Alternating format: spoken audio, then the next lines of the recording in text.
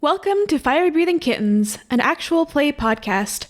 Every episode microplot is a complete adventure with a beginning and an end that fits into the overarching macroplot of the whole season. Because they stand sturdily on their own, you can listen to these adventures in any order and can skip any you don't enjoy. Today, we are playing using the combat mechanics from a game called Dungeon World. It's our first time playing this system, so we might make some mistakes. If you enjoy these mechanics, you can find Dungeon World on two possible sources. One of them is dungeon-world.com, and the other one is dungeonworldsrd.com. Dungeon World SRD is all in one word. And if you do the dungeon-world.com, you know you've got the right link because the description says, wave hands like a Muppet. Fun fact for you all. Build your own Dungeon World character and play a game with friends. Speaking of friends, today we are joined by Norage. Oh, hey there. This is your friend Norage Flesh Ripper. Little bit about me. I'm 7'8", and wouldn't you believe it, the runt litter, 592 pounds. I have orange hair, dark gray skin, bright red eyes, and you will find me wearing my monastic robes. I'm ready to be here. And then we have Chico. Oh, hi there. Nice to meet you again. My name's Chico Barrett. I'm a 3-foot, 4-inch desert cottontail rabbit folk. Got tan fur, white chin and belly, and orange paws. I'm wearing a cotton shirt, denim overalls, a straw hat, and I've got a backpack filled with straw. All right, and last but certainly not least, we have Barbara. Hey, I'm Barbara Anjali. I'm a centaur. I'm a teenager. I have teal hair, and for me, the player, I have not really a character voice this time, but more like a vocab checklist. So I watched the movie Clueless, and I wrote down all of the words and phrases that I don't normally use. And it's sort of like playing bingo where you're like checking them off the list because I'm like, ooh, which of the vocab words can I use in this situation? So that's what I'm doing. That's Barbara. All right. Well, the three of you are all in the Fire Breathing Kittens Guild Hall, sitting together, and it is morning. You're waiting for new jobs to come in. Super busy because it's supper time and the height of the season for adventures, because a lot of things happen when it's hot out. So, yeah, you three are hanging out. What are you doing? Chico's teaching whoever's wanting to listen how to make straw dolls because he just got back from a festival where people were learning how to make straw dolls. So he's trying to teach everyone here now that he's in the mood to teach everyone. I think normally Norage would be down for this. However, he is outside teaching himself how to skateboard. Ah, interesting. You are outside of the Fire Breathing Kittens Guild Hall then? Yeah, I'm just right outside, kind of one ear open. I would assume there's probably some like open window that I can hear what's going on into the guild hall just in case anybody kind of calls me in for dinner or, calls me to help. But I'm around. I see. Yeah, it would actually be breakfast at this time of day. And because you're kind of trying to do two things, first of all, teaching yourself how to play skateboard, and second of all, trying to listen in, let's have you roll a dexterity just to see how well you're doing with the skateboard. All right, dexterity, that's going to be one of my best stats, so that's going to be a +3 to this roll. That's going to be a 9 + 3 is a 12. Wow. Yeah, with a 12, that's a very good roll. You're basically being a pro. You're learning how to use the skateboard. You're riding very smoothly, not hitting any passengers, which is one, because you're lucky that none are in your way and they're all paying attention, and two, because if there is the odd one that isn't paying attention, you can swerve around them while still listening to what's happening in the Fire Breathing Kittens Guild Hall. Yeah, pretty good. Yeah, we're doing a sick kickflip, if you will. Woo! That's dope! And Barbara is allowed to start the adventure with one pre-infused magic item. So I have poured a potion of Windbound on your skateboard. Hey. The skateboard contains a bound elemental. So when you go to do your kickflip, you get such good air.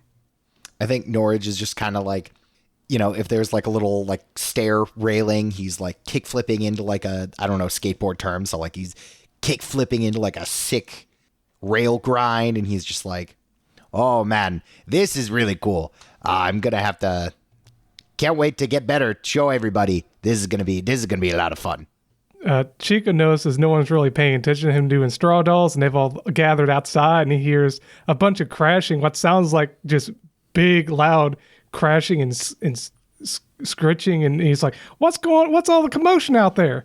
He hops out there. Oh, wow, Norage! Woohoo! Good job, man! Woo! Hey, thanks, buddy. Cheering him on. Chico, as soon as you come out of the guild hall, you notice, well, all three of you sort of notice this, is a little kobold with splotchy yellow scales wearing a sash and postal uniform. He runs up to the scene and he just stands straight up tall, looks very presentable, goes, I have a letter for Norage Flesh Ripper. Norage finishes his trick and kind of skids to a stop, does like the thing where he hits the corner or like the back end of the skateboard and it pops up and, lands in his arm. And he kind of kneels down and he's just like, oh, letter for me. All right. Thank you very much. And Norage hands a couple of silver just as a little tip. This kobold who has appeared in a previous episode, and his name is Lyle Stamp, just for you eagle-eared listeners. He just hands you the letter, nods solemnly, accepts the tip, and says, "Thank you, sir," and then says, "Gotta go," and rushes off to probably make another delivery. Norage waves after him and says, "Thanks for doing your job. We appreciate it." And then he goes to open the letter. So the letter says, to Norage Flesh Ripper, from Garrick Flesh Ripper, transcribed by the Avalanche himself! ! So at this, Norage kind of, he has dark gray skin, so his emotions don't always betray him, but when he sees his father's name, he goes pale. And almost by habit or by instinct, he just kind of straightens up, very rigid, and just continues to open this letter. Okay, so you continue to read this letter, which is kind of stuffed in an envelope because it's written on this like really big piece of thick parchment paper. Mm-hmm. It's written in pretty big font. So it says the following. Norage, word has come to me about your achievements south of the mountains. After consulting the elders, and a good word from the amazing Avalanche the pro wrestler. Bit strange, but we have decided to give you a second chance to prove yourself worthy. Worthy of belonging to our clan, and worthy to no longer be in exile. A young clanswoman you know as Rocky Shellsplitter is reaching her 25th year, and her naming ceremony will be held this summer solstice. Come to this naming ceremony, and you will retake the last trial in the ceremony, if you wish for your chance to come back. Signed, Garrick Flesh Ripper, and the signature is written in the runic language of fire giants.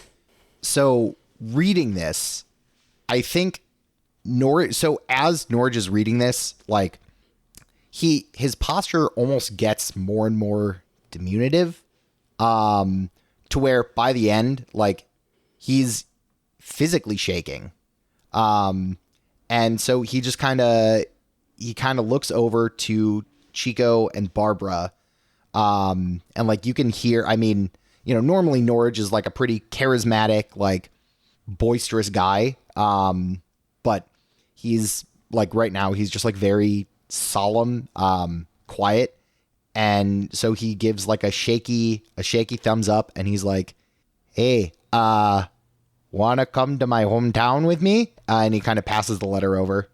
Chico's receiving the letter, right? So I am saying something while you read the letter.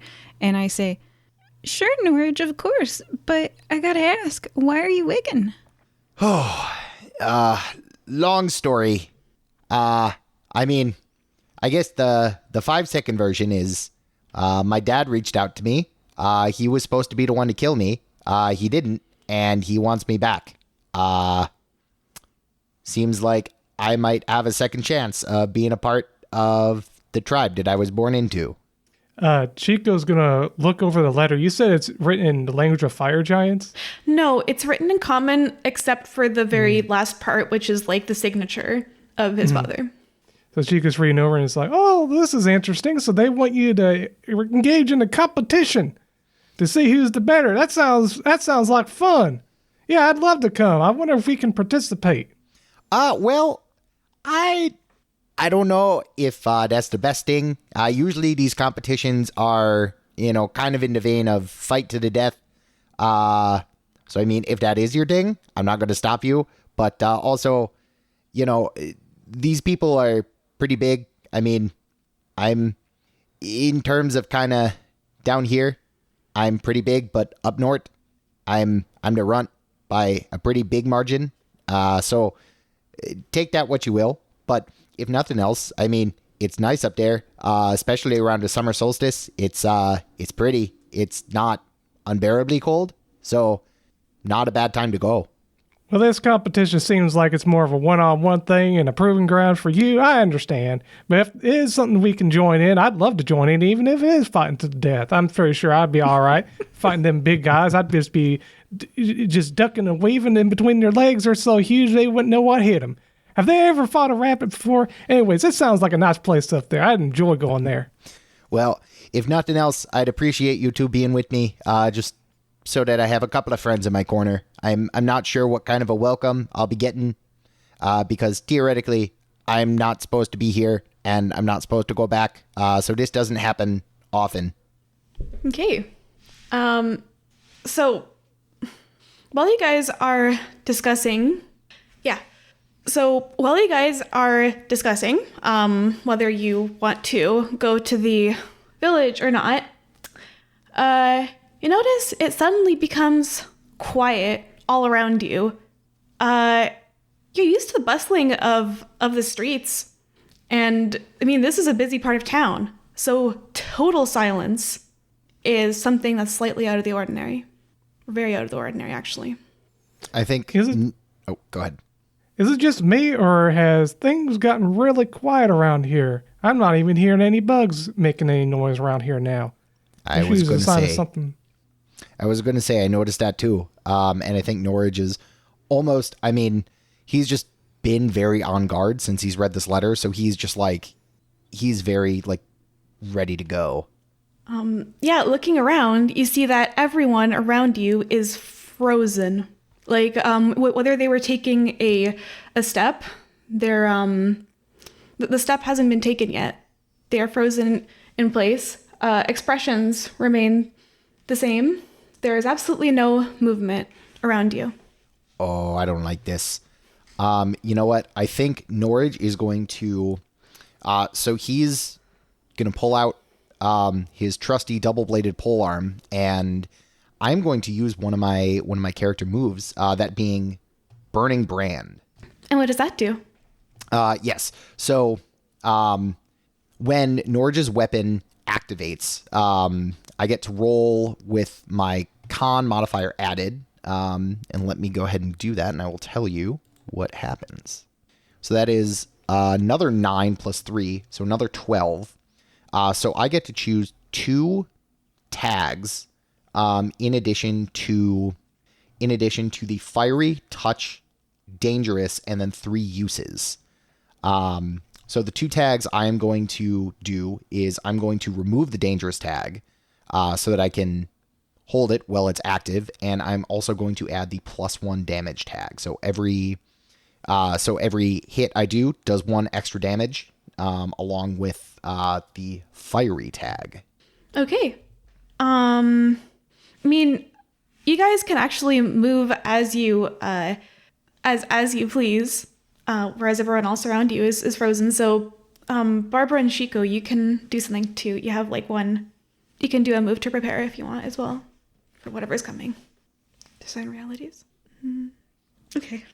I would like to use my logical trait it says, when I use strict deduction to analyze my surroundings, I can discern realities with int instead of whiz. And discern realities is on page 4. And it says, roll, and then you can ask questions based on how good you do. Yeah. Okay. Yeah. Roll, I guess it said you can use intelligence instead. I suppose, yeah, you can roll intelligence instead of wisdom. Yeah, because I'm Sherlocking. I'm like finding clues in my surroundings. Okay. Well, that's a 4 on the dice. Plus 3 is a 7. So on a 7 to 9, I can ask one of these questions. And what I would like to ask is, what should I be on the lookout for? Like, I'm using my logic, so I'm looking at the piece of bird poop on somebody's shoe, and I'm like looking at the mustard on somebody's like shirt, and I'm like, okay. And then like, I just want to be pointed at the danger. Like, what should I be on the lookout for? You see, you're kind of looking around, and then something catches your eye. It is a sort of a blip in the air, and then it grows, and you see it's purple on the inside, and it grows to the size of a like 5 foot something humanoid, and and a scroll flutters out of it, and then you see something else about to come out too. I point that out to Chico, and then Chico, I think with the rules it says take +1 forward when acting on the answers. So +1 forward pass, sort of like passing the ball to Chico. You get +1 on yours as you act on me, being like, look. Mm-hmm. What do you think I should do about it? You think that's what's causing all this time stoppage situation? It's got a scroll, you said? It's like a person with a scroll. The scroll has fluttered out, but it looks like you kind of see a boot emerging. Wait, are you saying scroll or squirrel? Scroll. Well, I mean, at this point, it would make the person's already emerging. They are wearing a purple cloak. I think you should. So out of character, my character just said look, but out of character, I think you should have +1 forward on the parley that you're about to do. Mm-hmm. Parley says when you have leverage on a NPC and manipulate them, roll plus charisma. Leverage is something they need or want. You've got a Norage and they want a Norage. Mm-hmm. So +1 on your parley? Mm-hmm. Chico looks at Barbara's body language like, yeah, I should try to talk this out. So let's see what I have to do for parley, because I'm looking at that. Roll plus charisma with any leverage. I have a +1 with leverage. You get a +1 because of the discern realities. Yeah. I've got a 6 total, and I need a 7 to 9, so I didn't make it. Oh, I forgot to add the +1. I did make it. Hey. Yeah. By the way, I have 0 in charisma, but I made it. Thanks to Barbara's intuition. So I see. So hi there, nice to meet you. We come in peace, or you come in peace, or we'd like to get to know you. How you doing? Chico, I don't think they're coming in peace. Yeah, you see this figure, like step out of the portal, uncover their head, and you see a catfolk, an orange tabby catfolk, but the posture is sort of like leaning down and forward, has a knife out, and the eyes are completely black. And then this figure says, I am not here to talk. I am here to take out the allies. And then rushes toward you with the blade that has some green stuff on it.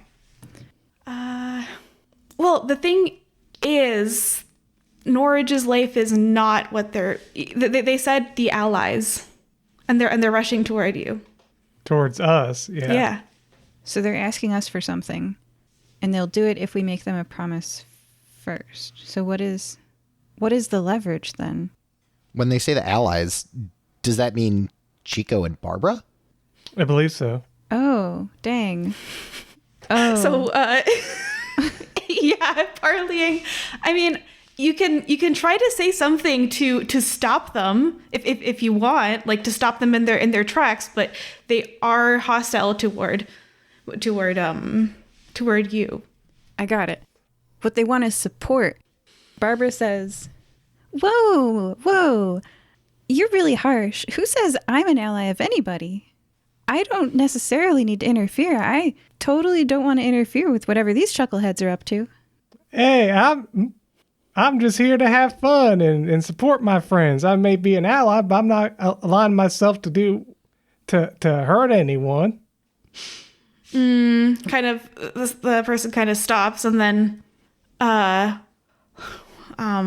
looks at Barbara for a second with completely black eyes and says, "Oh, well then, I was wrong to include you in the ones not in the time stop. Well, you said you were an ally? Then we will fight."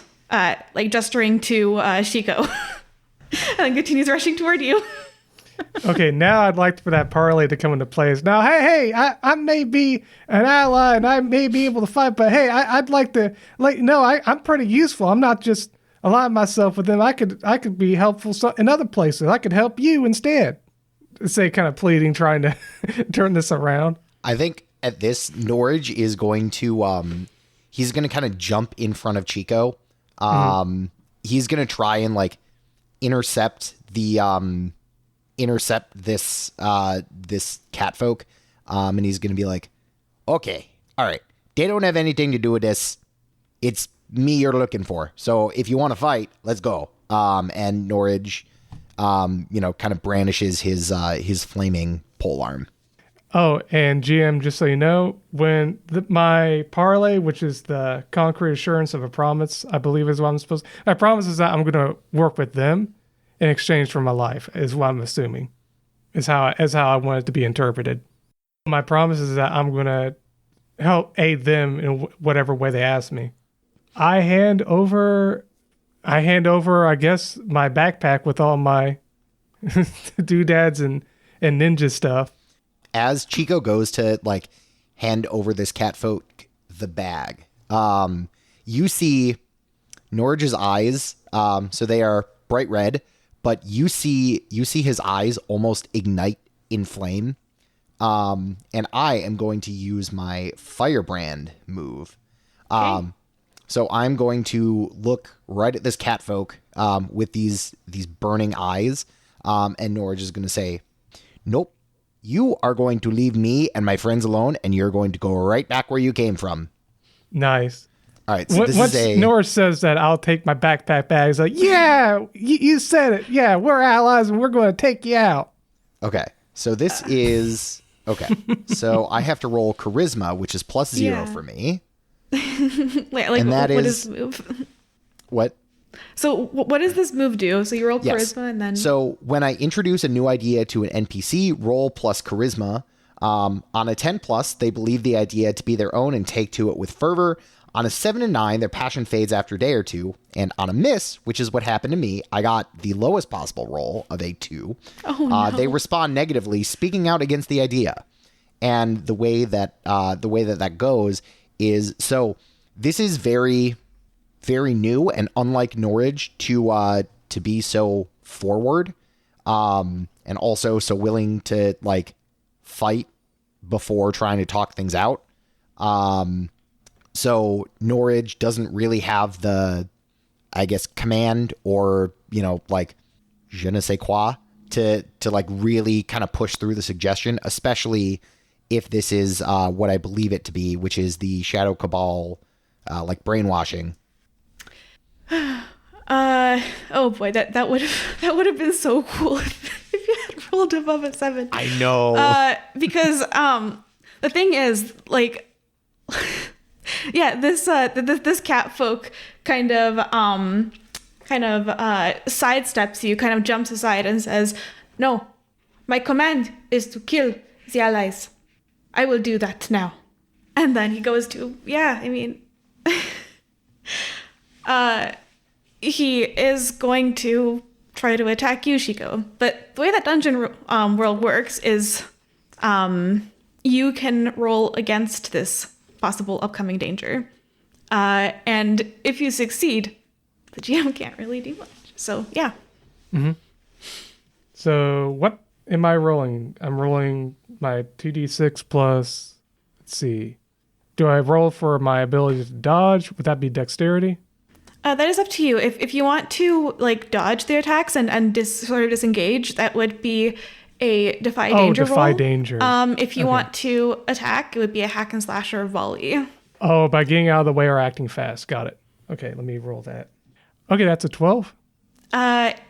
I mean, on a 10 plus, you obviously, the threat does not come to bear. So then, this catfolk sort of, almost mechanically slashes, toward you with this green-coated dagger, but you manage to dodge out of the way. I'd like to describe it. It looks like it hits me and it goes right through me, but then it just explodes into a sack of hay and it shows me like kind of appearing a couple feet behind where it was and like, ha, you have to try better than that. Oh, that's so cool. Yeah, since you rolled so high, I'll say that dagger is now stuck in the straw doll. Okay, yeah. However, he just pulls out another one, but you see that it isn't coated in the green stuff like the other one was.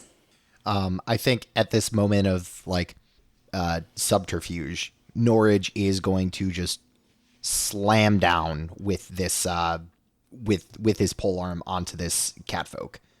All right, that sounds like a hack and slash. So, that is go for it. indeed a hack and slash. So we are going to roll our dice, and it's plus strength. So that is a 10 plus 3. So that is a 13 total.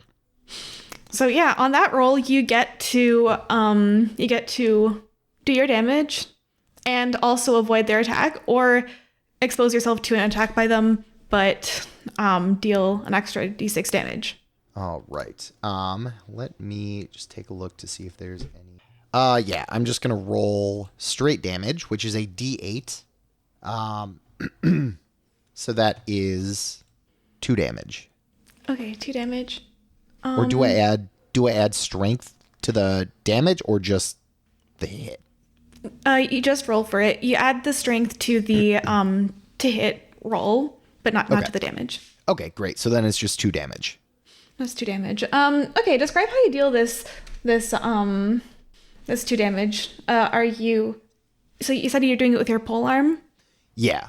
Norage is just kind of like swinging it in place, so it looks like a helicopter blade. That's the best way I can describe it. So it's like it's going, and Norage just slams into the side of this catfolk. Not necessarily trying to stab, but just using the like this burning hot metal and just kind of like a forceful push. I see. Okay, so then you see the catfolk kind of like grunt, but then You know what? I'm sorry. Yeah. There's an extra damage because of the burning brand. So it's 3 damage total. 3 damage total. Okay. Yeah, you see the clothes on his side where you hit him start to kind of sizzle. There's a bit of smoke that comes out of them and he winces, but then just despite it, he still tries to attack Chico. He kind of like goes around you and tries to like dodge around to continue targeting Chico. Mm-hmm. Okay, Barbara, do one of the cool, funny things with the potions you got there. Help me. I don't know. I have no idea where to jump in here. There's no initiative, so like I'm just trying not to interrupt. Yeah. So I mean, yeah, there is no initiative in this game. It sort of depends on the fiction and sort of like who hasn't gone yet. I mean, yeah, directly addressing another character is definitely a way for them to come and step in. Okay. Sweet. Thank you, Chico. I would like to defend. When I stand in defense of I'm going to do location. This particular place will have no more violence. Roll plus con. My con is plus 3. That's a 13. On a 10 plus, hold 3. So long as I stand in defense, when you or the thing I defend is attacked, you may spend hold 1 for 1 to choose an option. So I officially am laying down the law, and I'm like, Everyone, you need to stop going ballistic. Okay. So you are defending. And holding 3. Holding 3. Okay. Let's talk this out. Okay, well, he will try to attack Chico again, so you may spend 1 hold. I basically prepared a ready to action. When you or the thing you defend is attacked, you may choose to spend 1 hold to deal damage to the attacker equal to my level. I'd like this to be a non-lethal 8 damage, please. As I kick them. I kick the cat with my hoof. Okay. Great. So then you kick the cat with your hoof. You manage to kick him right in the back of the head to stun him, but not enough to obviously kill him. And then you see he just falls forward and is unconscious. Does not respond. Everything else that's around you guys resumes. So people are going by, but then you see some of them are just looking at you like, what? Where did you come from? I think Norage is... So he's going to rush over to this catfolk.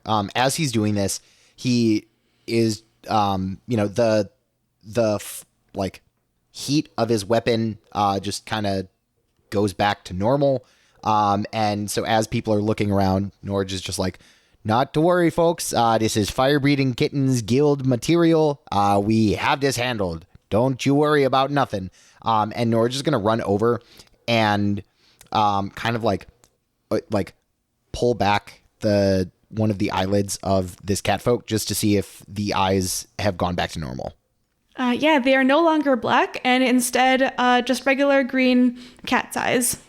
Okay, so Norage is going to pick up the catfolk, just kind of holding its head in his hand, and he's going to look to Barbara and Chico and be like, okay, so that's over with. They're no longer under the control, but this is worrying. I don't like that the Cabal is following me here. Not so close anyway. This is, we should maybe get this person a nice pillow. They won't remember any of this when they come to. Well, that's a relief. And Barbara, I had no idea you were so capable of fighting. That was amazing. I know you for making potions and being really cool, but I didn't know I didn't know you could fight like that. I've been on one mission with you. We were on a ship, so you didn't really like that. And there were balloons that weren't umbrellas that you thought were umbrellas. It's probably better for me not to joke that you don't talk about that. Oh shucks! Everyone's afraid of weird things. I'm afraid of. I'm trying to think of what I'm afraid of. I'm going to think on that, but I'm probably afraid of something silly too. Well, I'm afraid of this right now. There's been some fishy things going on, but I appreciate you both helping me out. I'm sorry that you're being dragged into whatever the Cabal is trying to do. If we do make it up north, I can fill you in on the way up there. How about that? That sounds like a plan. And I just remembered I'm afraid of getting dirty. One of the things I'm afraid of. I feel like that's kind of silly, so don't worry about it. Okay. So what are you doing with this unconscious catfolk? There is a cart in front of the Fire-Breathing Kittens. A cart, not a car, just to make it clear. And you know it to be basically a doctor's office. It's a Dr. Crud III's wagon. I'll bring him to the cart, and I'll just kind of put him down into somebody else's care so that they can just kind of rest. I'll fill in, if somebody's around there, I'll fill them in if they hadn't already seen what had happened. It says that I can withdraw from my... I'm wearing a lot of saddlebags. So it says I can withdraw what's in my left pocket. I carry around all sorts of magical doodads and thingamabobs. I can spend 1 use of adventuring gear to pull a minor but useful magic item from my person, such as an Everbright lantern or a wand with 1 charge left. So what I pull out is a minor potion of NPC healing. Just be like, don't die, little cat folk. And I guess some money for your medical treatment because I did kick you in the head. Nice. All right. So do you just kind of like leave him on the doorstep, or do you like go into the wagon? I'll go into the wagon. Okay. And just a note to the players and to the listeners, I did speak to the one who played Dr. Card III originally, and I got his blessing to play him as an NPC. So yeah, you walk in, and he's currently like hands deep in this one person's body, obviously performing some kind of surgery. And then he says, "Yeah." Don't want to bother you too much. You look busy, but this little cat folk had a little fall. We found them, and they are gonna wake up with a pretty nasty headache, but they should be okay otherwise. Just kind of like looks over at you with this with this elephant face. Just kind of nods and says, "Well, just leave him over there then. There's a cot in the corner. It's empty right now. Good. Yeah, put him there and I'll take care of him." Okay, will do. Norage just lays this catfolk down on the cot, and he heads back out. Okay. As you lay him down on the cot before you head out, you notice a paper flutter out of one of the pockets. Norage is going to grab the paper. He's not going to look at it, but he's going to come back to the group. Okay.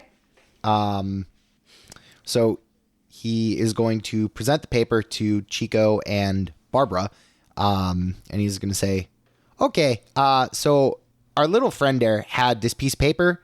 I don't want to read it, so I'll give it to one of you. But just in case it says anything about shadows or a certain kind of fiery mineral, please don't say that out loud. Otherwise, I don't know what I will be at liberty to do." Oh, that's an interesting thing. Okay, let me take a look at it. Out of character, if it says anything about the Shadow's Call or like a code name of Brimstone, that will turn Norage into his Shadow Cabal kind of brainwashed form.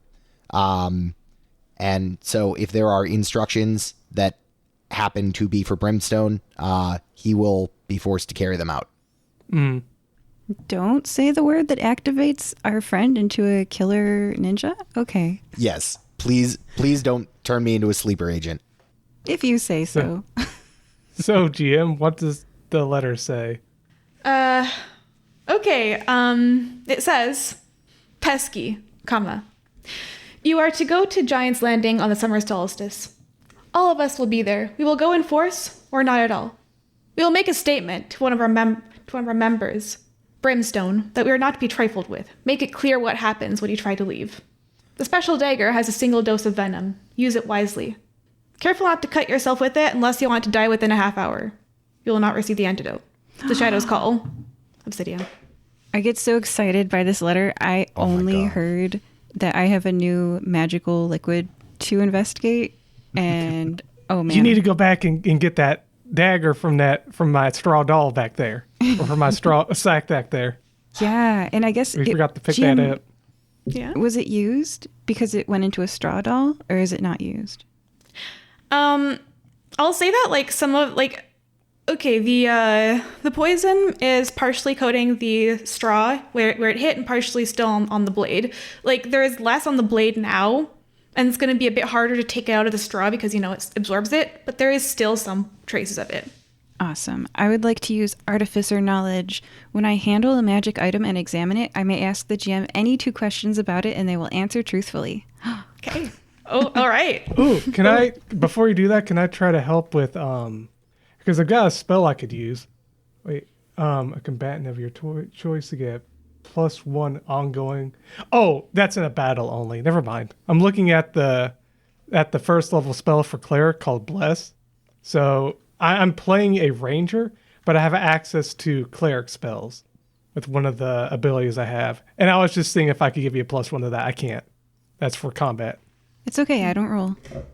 Oh, Yeah. When I handle a magic item and examine it, I may ask the GM any 2 questions about it. They will answer truthfully. So, the first question I ask is, what is the recipe to make this poison? What is the recipe to make this poison? Yeah. Okay, so examining the poison itself, like the way that it coats the dagger, the way that it absorbs this into the straw, you can tell that it is highly corrosive. It is an acid-based poison. However, it doesn't eat into the blade because the blade is made of a special sort of metal that doesn't get corroded. You also, like, the corrosive nature of this is something you have not seen in quite a long time. Well, whatever moisture there was left in the straw has created this sort of black liquid that is also highly corrosive. And you've heard that this is a type of very rare black dragon venom. Whoa, black dragon venom. I'm very excited. I'm nerding out over here. And I have a second question. Yeah. What is the antidote? So because it is venom, the antivenom is actually derived from the creature itself, in a way.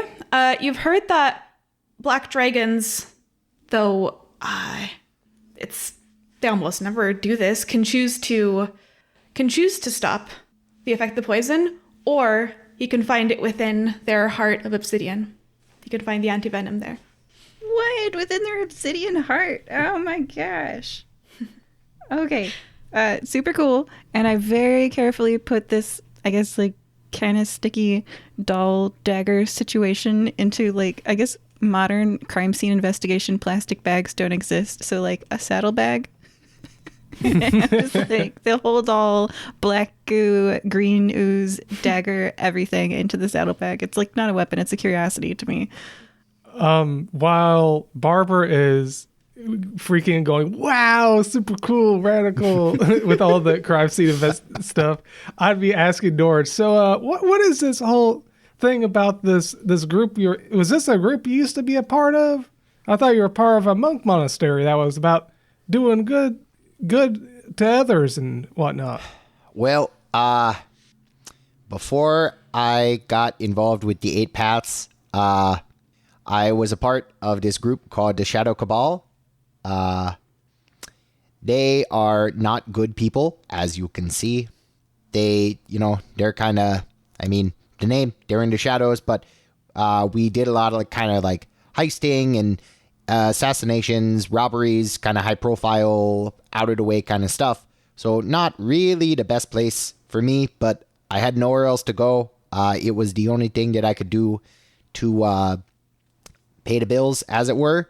And well, once I did one job, Obsidiana, who wrote that note, she turned me into a sleeper agent, just like that catfolk. So when she gave me commands, I wasn't able to resist them. And after a couple of years of being in their employ, I realized this was not a place for a giant, and I left. Does not seem that she is very happy that I did that. I know she's been on the lookout. I've seen her once before, since joining up with the fire-breathing kittens. I ran into a couple of these people just on my travels, but, I do not like the fact that they're meeting me at Giant's Landing. They certainly know how to hurt. Well, I'll tell you this, Norage. Fire Breathe the Kittens helped me with my life problems, and it's turned my life and my family's life around because of it. I'll tell you what, the Fire Breathe the Kittens here will help you out as well, including myself. I'll be front lines helping you out and getting through this situation. You can guarantee that. Well, Chico, I certainly appreciate that. I'm certainly going to need your help. Barbara, you too. at this point, this is the point where I say, if you don't feel comfortable, I don't know what's going to happen up there. I don't know what it's going to look like. This is the point where I say, if you don't feel comfortable going, no need. But if you do, and you're still willing to come with me, make this journey, I think we gotta get heading out pretty quick here. Barbara, if we go there and we could run into them Shadow Cabal, whatchamacallits, we'll try to get some more poison for you. How's that sound? Fabulous. All right, then, let's go. Okay, so the thing is, Giant's Landing is 2.5 days away by regular carriage. It is 3 days from the summer solstice. If you wish, you could just get a regular carriage and be there exactly that day, or you can try to find a faster way of transport and get there either sooner or have time to prepare before you go there. So carriage. Yeah, you said carriage. I look at so I have teal hair and tan skin and 4 horse hooves and a horse body and I do not fit in a carriage. I am 1,400 pounds. Norage also kind of looks down at himself, just this nearly 8 foot tall beast of a giant. Also, Norage weighs close to 800 pounds, so...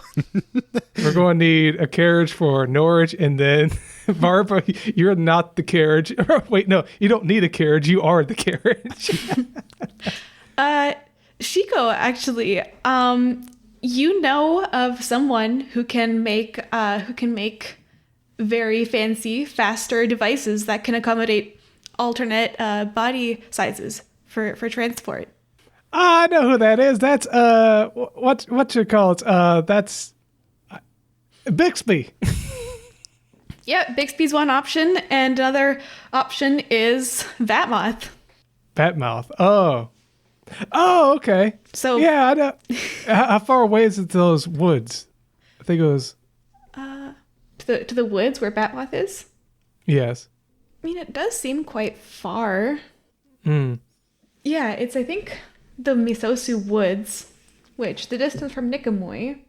That is quite far, yeah. It's quite far. Farther than the uncharted mountains, it seems. That's okay. We've got a solution. Hey, Norage, have you tried clicking your heels 2 times and then standing on your skateboard? Norage, no, I don't think I have. Let me give that a shot. So Norage is going to do exactly that. He's going to click his heels twice, and he's going to stand on his skateboard. Fantastic Four style, Silver Surfer. The skateboard doesn't need to touch the ground. And then if Chico is okay with being on my back, I go as fast as the carriage does. Yes, that works. All right, I think we're on our way, and you got your magical skateboard that hovers in the air. This is going to be great. We'll make it there in no time. We've probably got extra time if you want to visit your friend. I don't know. So, GM, it's 2 days if we go by carriage, and it's 3 days away, like the event is?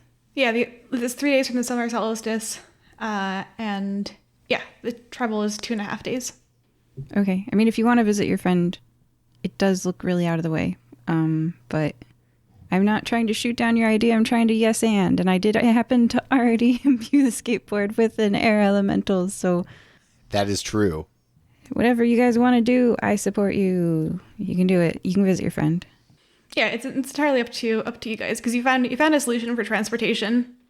It seems. I'm down to just go. I think a half day is going to be plenty of prep time for Norage. Okay. Are you going to leave? Oh, sorry. Oh, I was just going to say. Plus, we have 2.5 days to discuss how we're going to do this.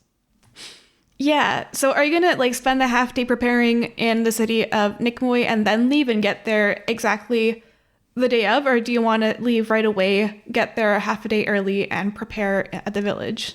Norage is ready to go, and he's just kind of antsy, he's hoping we can just get on the road. Do you have a present for your parents? Whenever I show up to Daddy, which if you see the movie Clueless, she calls him Daddy and it's hilarious. it's good to think about the things that they need and want. And when other people are happy or they're nicer to you, what do they need or want?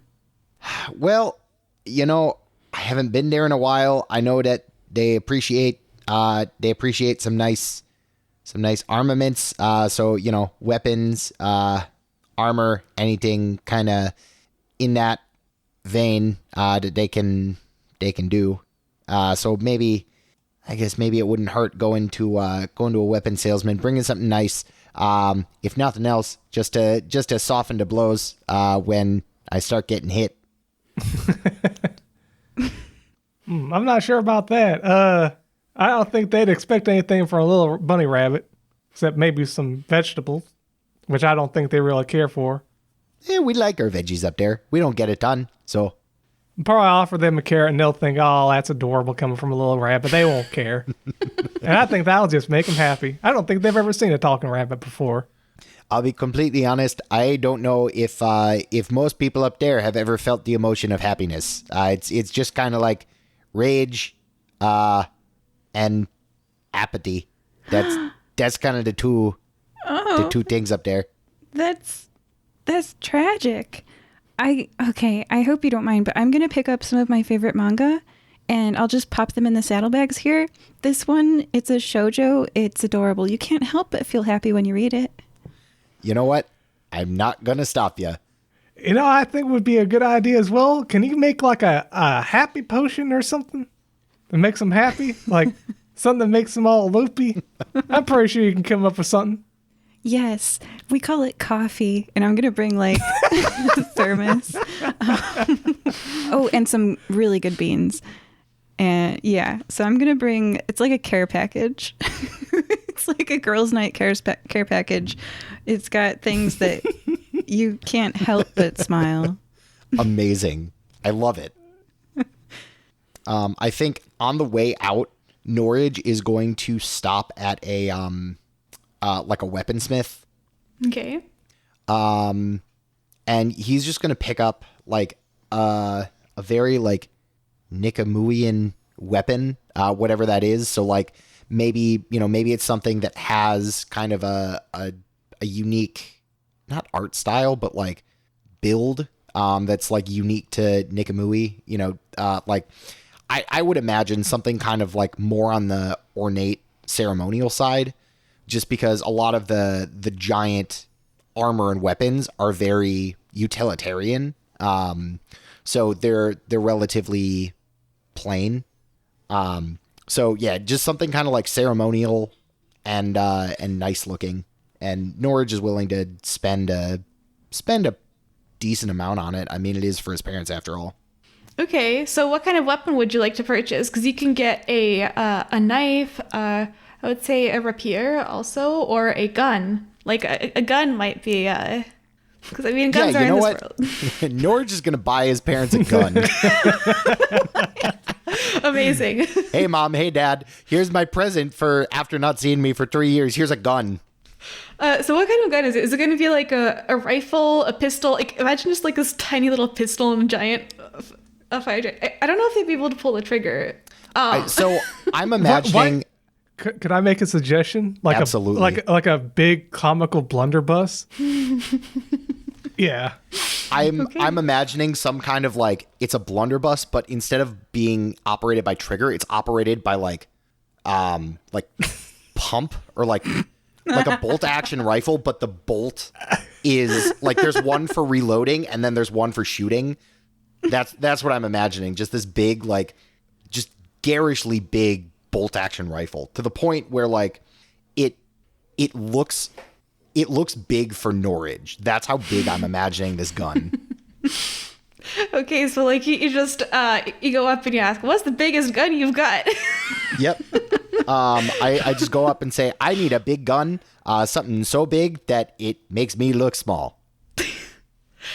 Yeah, you just see this this Earth Genasi woman at the counter just widens her eyes because she doesn't see that many giants come in. Says, "You want something that makes you look small?"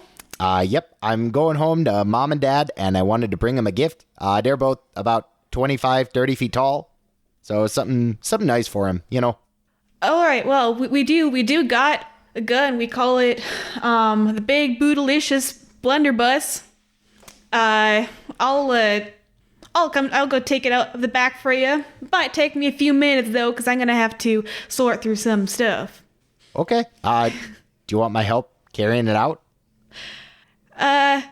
She kind of just like flexes her arms. You see that she has muscles. She says, "You know what? I think I'll be fine, but I'll holler for you if I need help."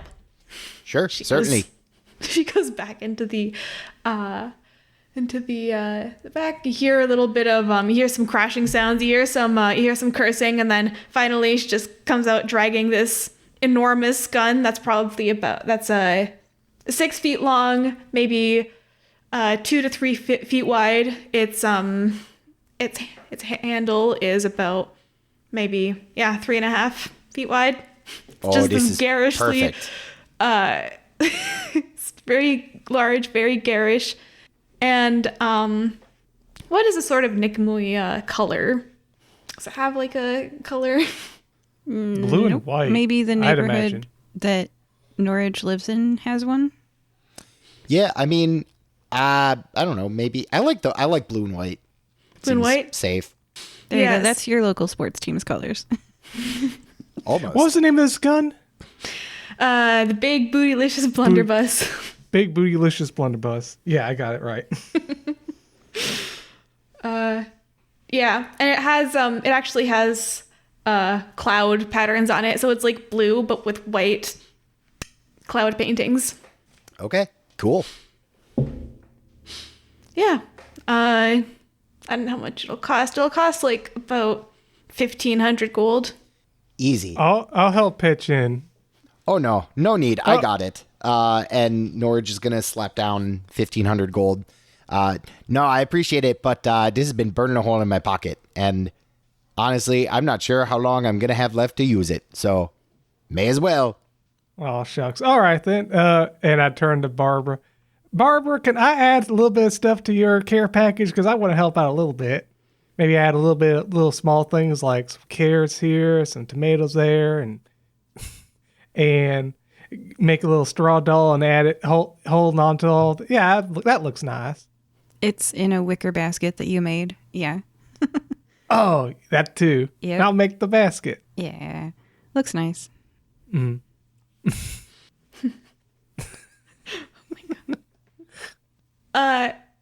Is there anything else you guys would like to do before you begin your journey? No, nope. No, we're good. Okay. So yeah, you guys set out. Barbara using her own hooves as a method of transportation. Chico riding on Barbara's back, all cavalry style, and Norage on a floating skateboard. Became basically a hoverboard. Pretty cool. Driven by a wind elemental. So yeah, I'll say the travel goes by. You see a lot of very scenic things. Mountains are quite beautiful. Norage, you feel like pretty nostalgic because this is pretty similar to the route that you went when you left the village. Yeah, is there anything you're looking out for while traveling, or are you just enjoying it? I think Norage is just kind of in his own head right now. The only thing that he would probably want to do is the first night that we get there. I have a move called Lore of Flame. If anybody else wants to like jump in before that, feel free. No, All right. What's Lore of Flame? Yes. So the first night, once we've stopped for the evening, after we've had our meal and we're just kind of sitting around the fire, Norage is going to stare into a source of fire looking for answers. So I am going to roll wisdom, and on a hit, I will get to get something new and interesting about the current situation, that being my impending fight with potentially my family, potentially the Shadow Cabal. Who knows? Is this a sort of look into the future thing? It certainly could be. It says the GM will tell you something new and interesting about the current situation. But if I'm reframing the current situation as more of a general, what do I do about my family? And this. Let me know if that fits. Otherwise, that's all I had kind of in the interim travel here. Okay. I will tell you something new and interesting, but first I'll tell you something that your character would I'll tell you what your character would know about these upcoming like trials, like what you might have to do. So yes, these trials are one-on-one. It's the fight is decided by who either submits, like raises a hand in defeat, or gets killed, because someone might be too proud to raise their hand in defeat and just, fight to the death, do everything in their power to win. This person, Rocky, used to be a childhood friend of yours until, you started showing that you cannot rage, you cannot anger. Then she started being a bully. She started picking on you. And yeah, it's like the situation where your parents were like, why can't you be more like that? That's kind of like the sort of vibe with that person. Like, she's always been a show off, been favored a lot. Yeah. I see. And so that the final trial is the trial by combat, where they will have to fight either the chief or the chief's wife, and either take over their position if they kill them, or just make them raise a hand in defeat. So that's what happens in the final trial. Something new about this situation is, well, it's you found it sort of new and interesting that this Shadow Cabal member could cast spells or had scrolls that are very high level spells. So do with that information what you will. Noted. Thank you. You're welcome. Yeah, I think that's kind of the bulk of what Norage would be doing.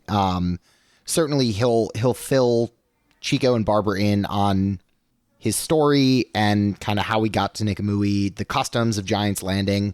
But outside of that and more like functional talk, Norage is unusually quiet. So you grew up in Giant's Landing and they kicked you out. Your dad was supposed to kill you, but instead you got kicked out. And then you went to a monastery and then you got triggered. I won't say the word. And the Shadow Cabal can make you kill people if you hear the wrong word? Yep, that's basically it. That's kind of how it happened. It's kind of a fun existence. There was a good long while where I didn't feel that I really had to worry about the Cabal coming back, but so that's always, kind of fun having that over your head.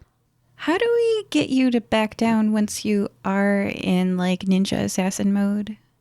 So the one thing that would work, if you put me into that mode before the Cabal can, I'm under the control of whoever puts me in there.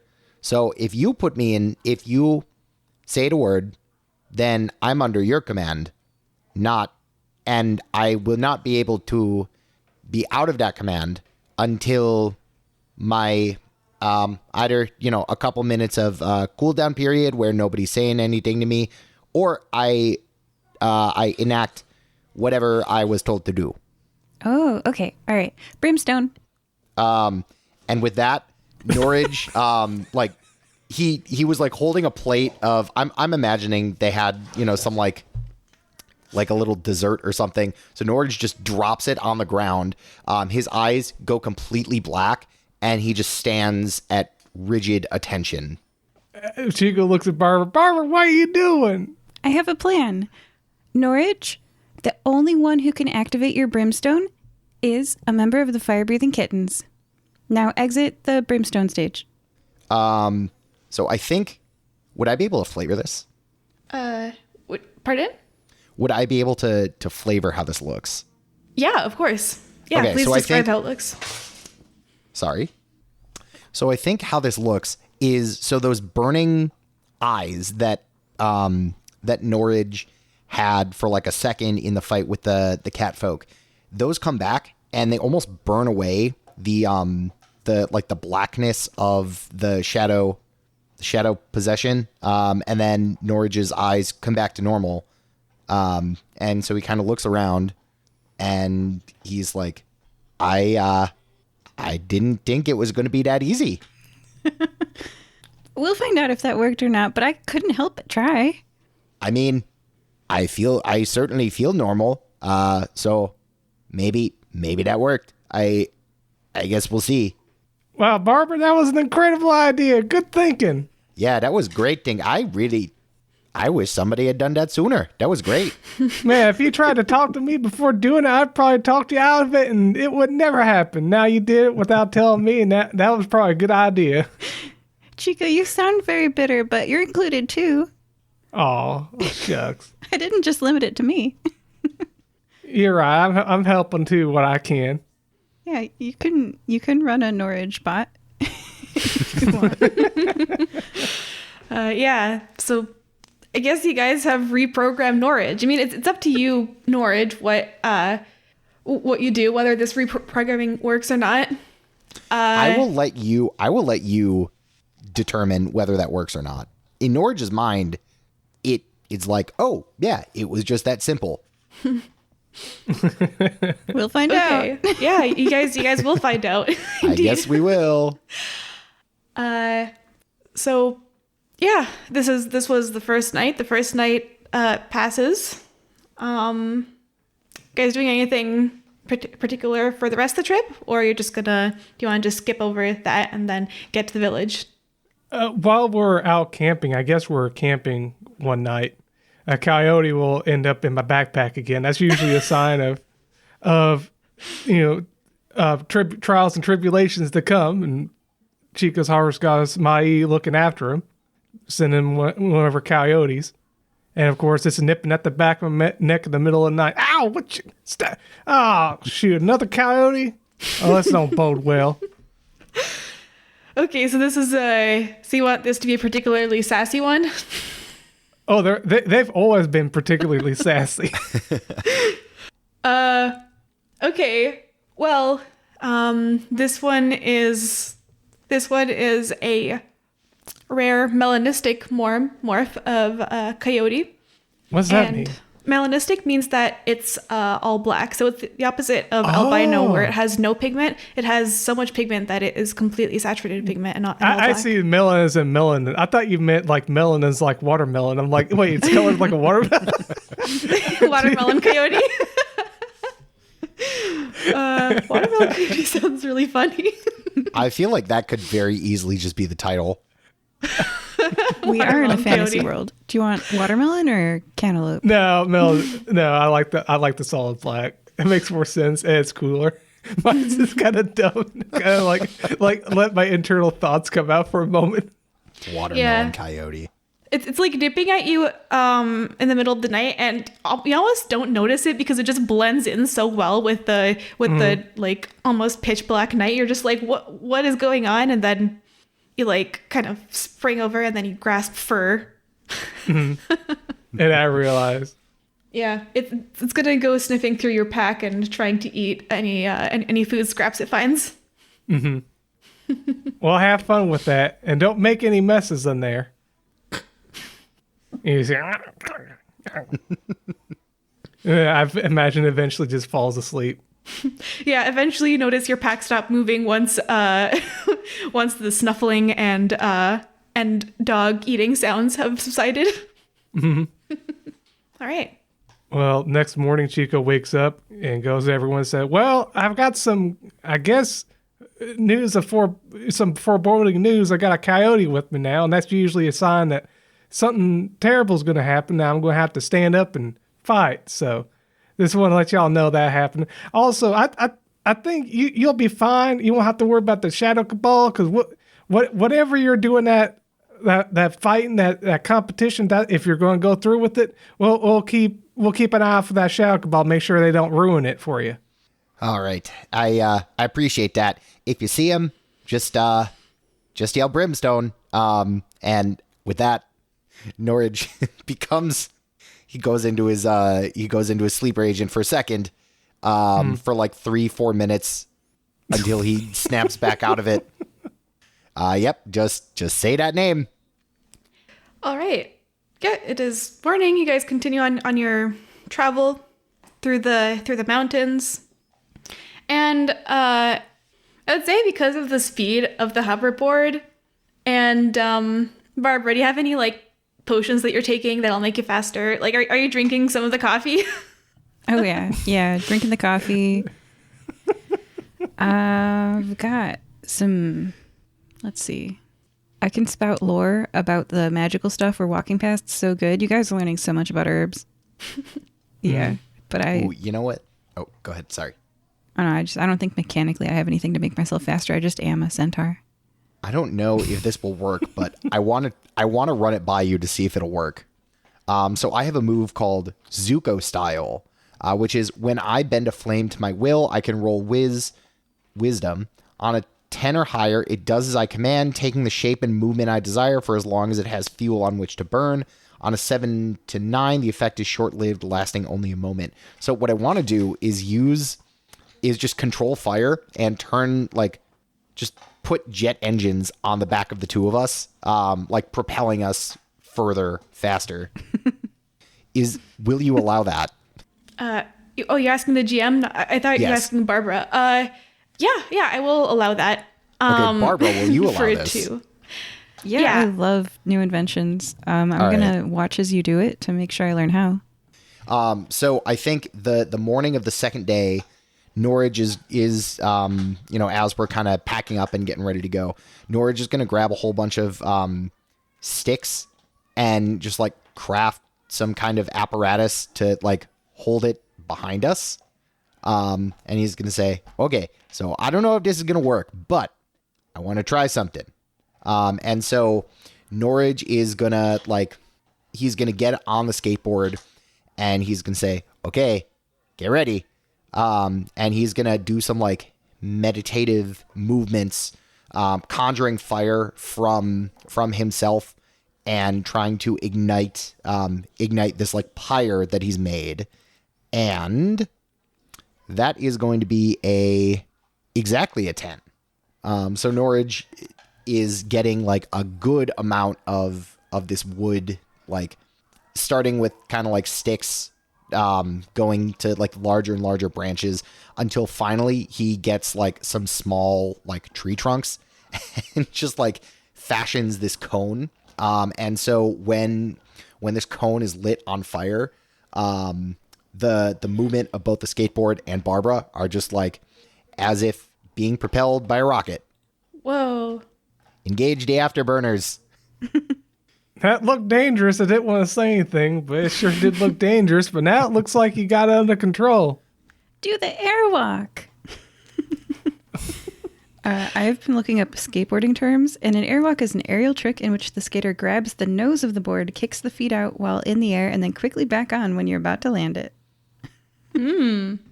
Wow, Barbara, you sure are knowledgeable about these cool people words. I don't know. Yeah. So I would say that takes your day of travel. Like it was going to be a day and a half because you already did one day. It makes it just a single day. So you can get to the village upon nighttime. Perfect. And yeah, I think what everybody sees as we kind of get up to the village, the last vestiges of these like fuel engines coming to a stop. And, as we're coming back towards normal speed, you see, so at this point, we are well and truly in the mountains. Even though it's summer, there's still some like snow on the ground here and there. And you see this like giant, like a truly giant bonfire. And when I say a giant bonfire, in, I guess, in IRL terms, sometimes when you have these big bonfires, you'll basically make like a 1-story log cabin. So like a 10 or a 12 foot fire, and you'll light that on. So bring that out to giant size. There's probably this 65 or 70 foot just behemoth of like this wood pile that is just burning, and you can smell it for miles. You can, like, when we come over that last foothill to where we can see this clearing that is Giant's Landing, you just see this massive flame in the middle of this settlement. Yeah. I mean, that is obviously a very clear beacon telling you where you can go. And when you arrive, it'll be the next part of our episode. So, because this seems like a very good place to take a break. So yeah, joining us today were Barbara. I have prepared shoujo manga in a nail care kit with colorful polishes in a cute wicker basket. Chico. This is really exciting and really... I'm a little worried because I got this melanistic coyote with me, all black. That's an issue. All black is usually a sign of bad luck, but that just got me steeled and prepared. This is Norage's life we're talking about. We got to make sure everything works out for him, just like it worked out for me. And last but not least, Norage. I really hope I don't die in the next couple of minutes here. Well, we will see that when we get back after the break, but right before we break, we have a review. Yes, from Potato Chips and Cheese, which sounds delicious. I love all of these episodes. My favorite character is Rain, the normal human. Bye. Goodbye. Bye. Today's mid-episode shout-out is from OG Blob Blob, who says, quote, "Good Luck High Five is a podcast about Magic the Gathering. Whether you're a new player, a player who likes to sling spells at the kitchen table, an arena buff, or someone who loves competition and dreams of the professional circuit, GLH5 is for you. Fun decks, tournament updates, absurdly funny segments. Every episode is full of at least 1,000 laughs and some excellent tips and knowledge." End quote. Arrange for us to read your shout-out at firebreathingkittenspodcast.com. Find our books on Amazon, audiobooks on Audible, and tell your friends about us, Fire Breathing Kittens. Okay. So last time we were all here, last time on Fire Breathing Kittens, a bunch of things happened. Would anyone like to give a recap? I could do it. Okay, go ahead, Norage. Okay, so basically, we were hanging out by the Fire Breathing Kittens Guild, and all of a sudden, everybody kind of stopped. And there was before that, I got a letter from my dear old dad saying that I should come back and do a trial of combat to remove myself from exile, which doesn't usually happen. As we were doing that, a portal opened up. Everybody else froze. And then a member of the Shadow Cabal came and tried to kill Barbara and Chico. We prevented that, knocked them out good, and we decided that we were all going to go up to Giant's Landing, knowing that the Shadow Cabal is also going to be there to try and take me back and make me pay for leaving their organization a few years back. So we went up there. I did some cool stuff with fire to make us go faster, and here we are, looking over at the village right now. Okay. And, oh yes, another thing you did was identify the type of poison to be a very rare type of venom derived from black dragons, and the antidote is also derived from them. Or their hearts. Yeah. So, you arrive, and it is nightfall to the village of Giant's Landing. So the first thing that you see is that 70-foot tall bonfire that was described in the last part of the episode. And you notice that the houses are quite strange. They're not really built to be houses or cottages, but they're rather carved into the sides of the mountain, as if the mountains are the village themselves. Now there are rock piles, and the rocks are shaped in a way that makes them into doorways.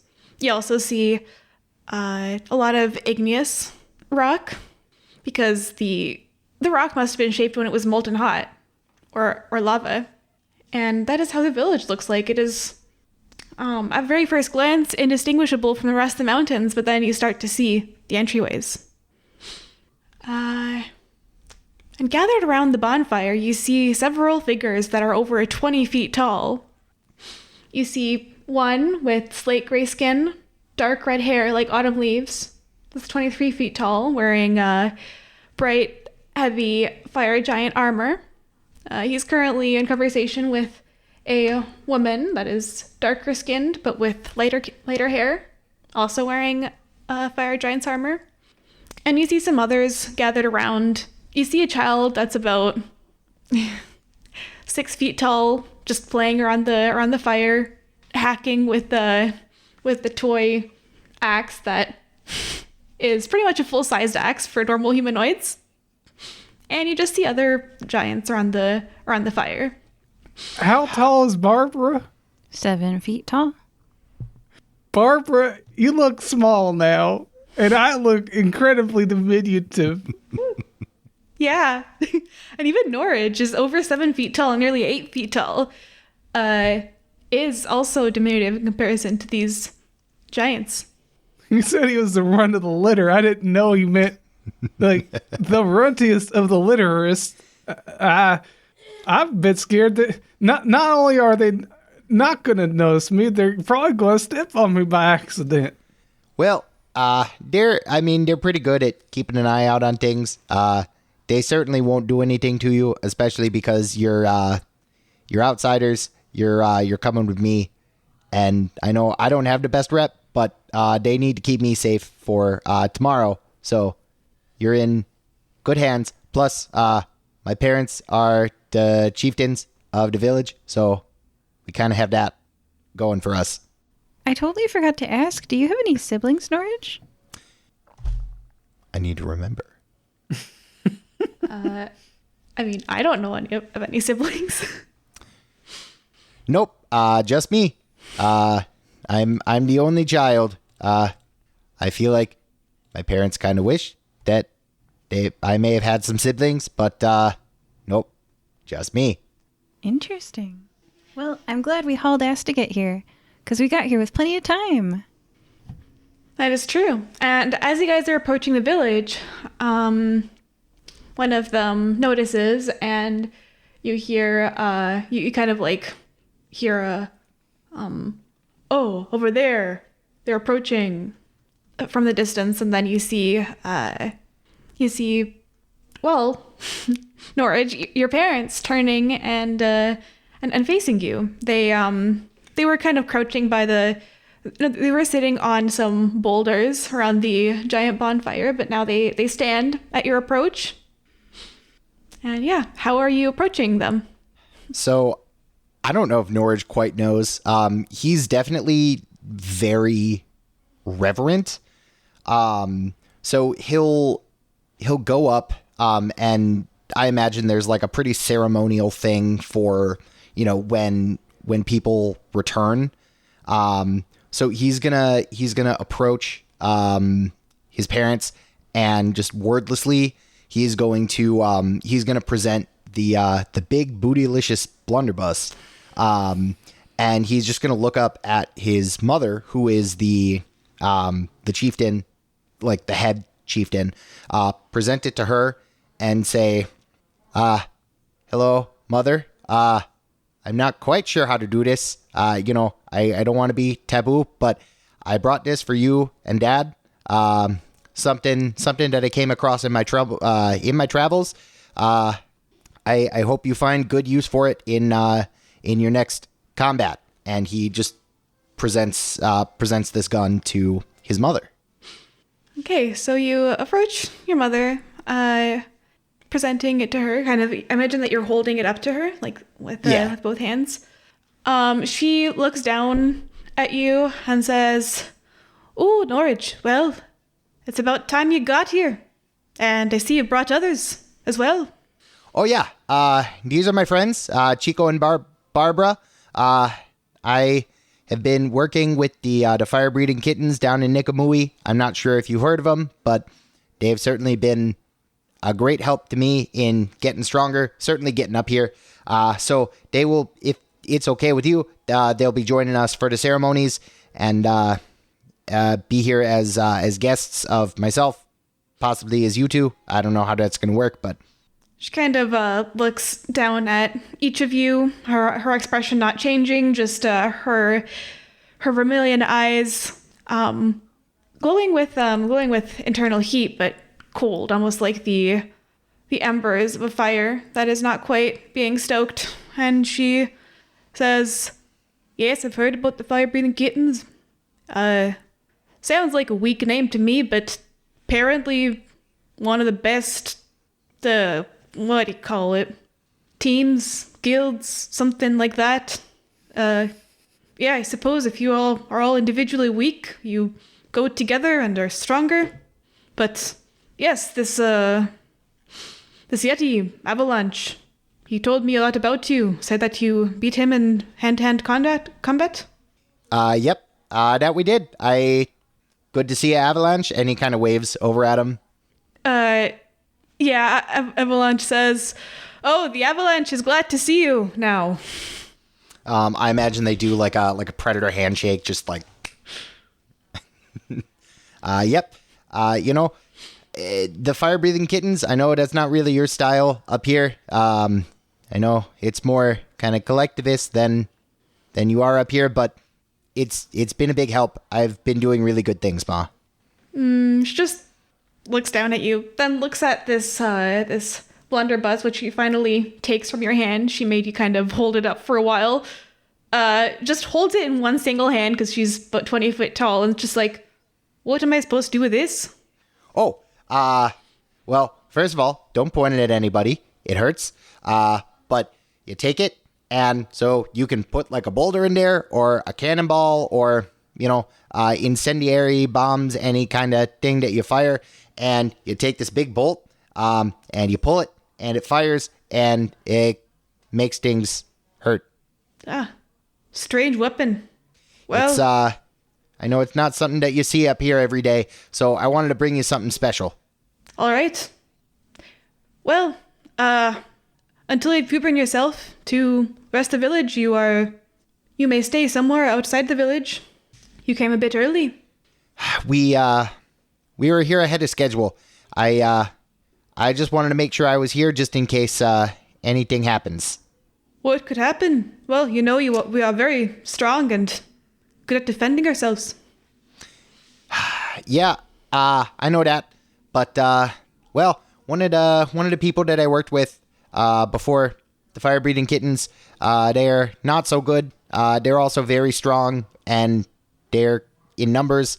I have intelligence that they're going to try and meet us here. I'm not sure what that means, but I left their group. They were not doing good things. I didn't want to be a part of it, so I left. And they want me back. And I'm not sure what kind of damage they can do, but at the very least, we know that they have access to some very strong poisons. My friend Barbara here can fill you in on what that looks like. My friend Chico here almost got stabbed by it, but does not look like a good time, and I don't want to... I want to make sure that precautions are taken. Oh my gosh, the poison was green and acid, and it was made out of a black dragon. I will rattle on so many traits about this poison. Well, she's rattling on. Would Chico be able to grab the care package that you made for family? I hand Chico the wicker basket with the shoujo manga, coffee beans, nail care kit, colorful polishes, and vegetables. Mm. So Clotilda looks down at the two of you and says, Oh, so you're Norage's guests? Well, I suppose you can stay. Just know that you cannot participate in the trial with him. He is supposed to show his own unique strength. Understand that, right? Yes, he says, kind of shaky and scared of this towering. By the way, how small is this care package? Can she, like, does the entire basket fit in, like, the pit of like the palm of her hand? Yeah, she reaches down and takes it with like 2 fingers and then like just puts it in her other hand and holds it, and it's literally just sitting in the palm of her hand. Barbara, I think we messed up. We might be needing some more nail polish. Nail polish? What is that supposed to do? Oh my gosh, I'll show you. I reach up for the wicker basket, I guess. I can't reach it. And I'm like trying to demonstrate. Yeah. Okay. Does she Chico's bend down nervous. so I can... Okay. Yeah, she just kind of like leaves her hand there and stares at you. Okay. I think, I take the nail polish out and then I show her my hand, which is already painted. And then I show the application of the tiny nail polish brush to the nails. And I'm like, can I paint your nails? I think at this, Norage just weakly from the side, like he's been like gradually just kind of moving away, but he comes back for a second. And he's just like, it's like war paint, Ma. Oh, war paint, you say? War paint for the nails? Yeah.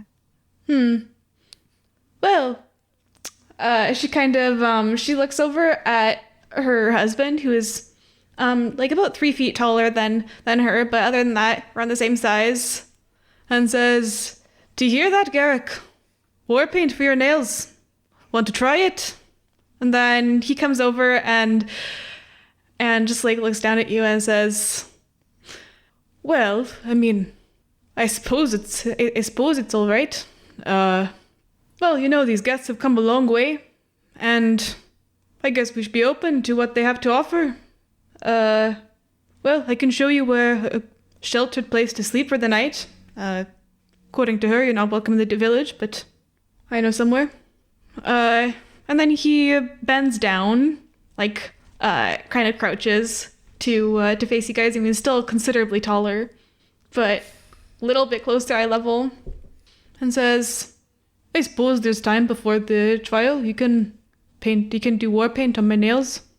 Oh my gosh, I love this. I make them coffee so that they can sip as I paint their nails. And I'm like, so what was Norage like as a kid? And I'm like painting. I let them pick out their colors, of course. And then if Chico wants to set up camp. Chico will go to set up camp. He would usually, in this kind of situation, like going around the village, like talking to all the kids and like giving them like straw dolls. But at this point, they'd be like little straw, like, I don't even know what to call it, like tiny, like they wouldn't even notice. They'd probably try to like pet the bunny and like kill him in the process. So he's going to make camp. Okay, so just to clarify, it was only Garrick that allowed his nails to be war painted. Clotilda did not want that. Ooh, She that's wasn't okay. into that idea. Hey, nail And, polish is universal, unigender. It should be. Yeah. Exactly. So, yeah, Clotilda just kind of goes back to the bonfire unless any of you address her directly. Actually, even if you address her directly, she's just going to ignore you. That's what she is. I hope they do. But Garrick will go with you, just lumbering 23-foot tall giant, kind of directing you toward a outcropping of rock. Well, the space underneath it outcropping. Oh, that's nice. So we're under the outcropping. Chico's setting it up so it's nice, like putting down like the bedrolls, or I don't know. Chico, what are you up to? Straw bedding Yeah. and whatnot. Think straw. Everything's straw and like Harvest Festival themed. Just like the last episode. I imagine. Oh, go ahead. Go ahead. I was just going to say, I imagine Norage refuses any kind of like comfort, and he's just going to sleep out on the rock. Toughen himself up. Yeah. I start painting your dad's nails and asking him questions like, I'm like, do you want blue, red, pearly white? And I've got hollow. What'd you say? Hello. I show him it. And if you've ever seen a CD, the way it changes when you tilt it in the light from like all the colors of the rainbow. Well, some red, I suppose, and maybe the hollow. Oh, yes. Yes. Make the, can you make it look like it was blood splatters? Oh my gosh, I totally can. I start decorating the nails. And because I'm so much smaller, I am a really good nail technician, even though I have no formal training. I mean, yeah, you can, like, the surface area is huge. So it's basically like you're doing almost like a painting. Like, it's a full on canvas. So you can do whatever design you like on it. I love the image of this. That's so cute. Unpaid legitimate promotion for Hollow Taco. I'm using that shade of hollow red. Yes. Like, if you browse, there's so many to pick from. So yeah, he just kind of like just sits cross-legged, stoically presenting the hand, not really moving. But before we get to like what your conversation is with him, Chico, did you say that you're gonna go to the children and give them straw dolls? No, I said that's what I usually do in these situations where I'm visiting like a village and everyone's, meeting me, and I'm like going around the children and like just being just fun like Easter rabbit kind of thing, kind of motif, going around giving out gifts and they're all having a good time. Not here. These kids are like gonna crush me by accident or hold me in the hand and say, "Good buddy, good, nice buddy," and like rip my skin off by accident and say, "Oh no, it stopped moving." Everyone here is Lenny from Of Mice and Men. Yes. Yes, that's what I'm thinking. But they're not, there are no good intentions behind it. Yeah, So like, Chica's just They just don't know any Chica- better. All they know is to you kill. actually, yeah, you do catch the attention of one of the children, even though you don't necessarily want it. It's like he goes, "Oh, look, a rabbit! Can I go? Can I go squish it?"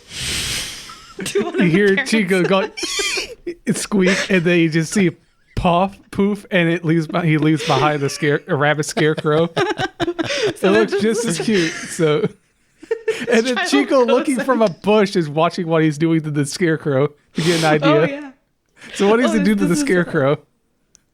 So you see him rush again. He has like a toy great axe for them, but it's still the same size. He just goes and whacks it, and then just goes, "Look, Mom, over here. Look what I'm doing." And then she just goes, "Are you sure you're supposed to be doing that to the guests?" And then come back here. Stop killing them. Chico's like hiding in the bush, like looking on in horror, and like slowly kind of slinks away and starts hopping towards his shelter to prepare a camp. He's going to be hiding from everyone here. Yeah, thankfully the child seems to just like, he just takes the now straw replicant and says, "What is this? Oh, well, I suppose I could." And then he starts like tearing it apart just as he goes back.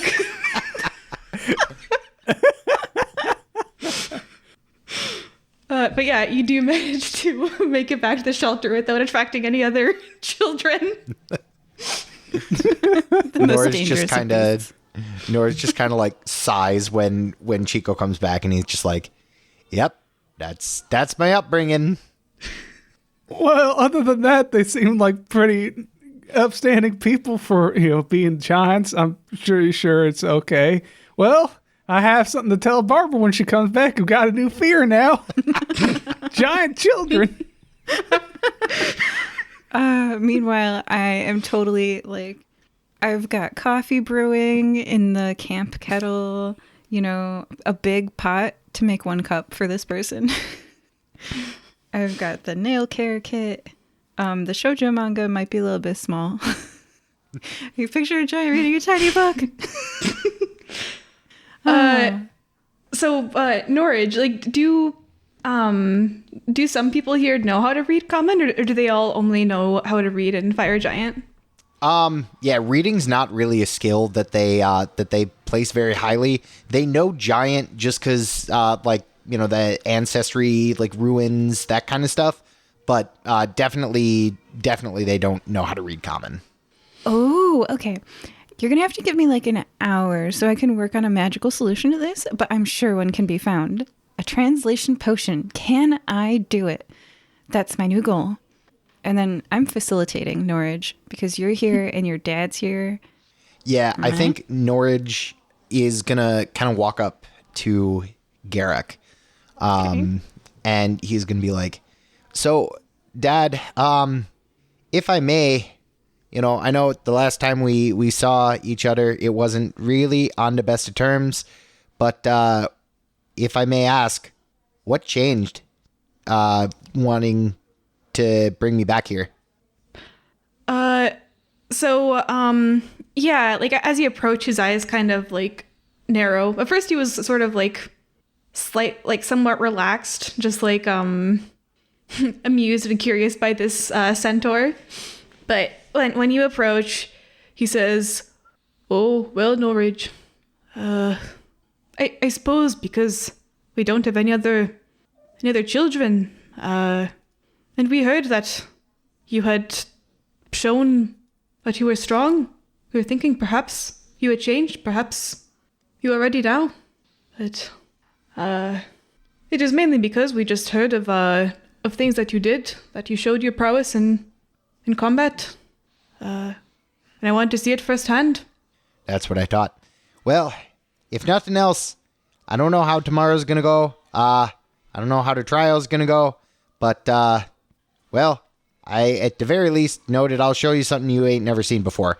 And look, if I don't make it, which is certainly a possibility that I'm ready for, if I don't make it, when this is all said and done, I want you to have this. And Norage pulls out the pole arm, and kind of takes a couple of minutes to kind of show his dad how to like activate the weapon, in a way to make it like, flow or like heated metal. And he's just like, so, I know this really isn't your style. I know you preferred like a great axe or, some large kind of weapon. This is more finesse, but it's gotten me through tough times. So if I don't make it, and I want you and Ma to have this to remember me by. Well, all right. Well, a weapon is a weapon, and if you wield it honorably tomorrow, perhaps, whether you make it or not, it shall be remembered as such. That's all I can ask for. Just kind of like nods at you solemnly. Yeah, Norage nods back. Well, I'm going to go back by the fire. I've got drinks waiting. He did take with him a full barrel because I mean a barrel for them is like a cup. Yeah. Right. Oh man, caffeine right before bed. He's not gonna sleep.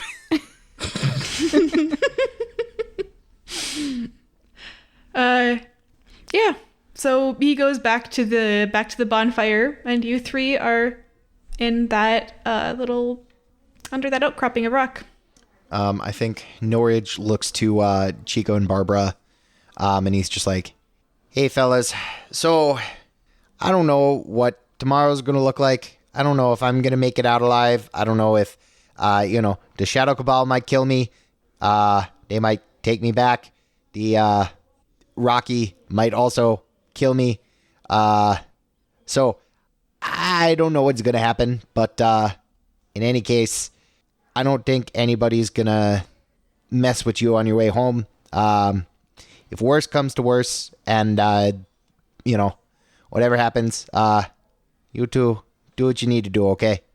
I have a question. Can you give me the 411? Yeah. Okay, so your match is a fight to the death with Rocky Shell Splitter, right? Yeah, that's what it sounds like. So if the Shadow Cabal interferes, then they're fair game for us, right? You mean the Cabal? Yeah. Oh, yeah, absolutely. Because it's not part of the one-on-one match, so like, yeah. No, I mean, fire giants, if nothing else, we're honorable.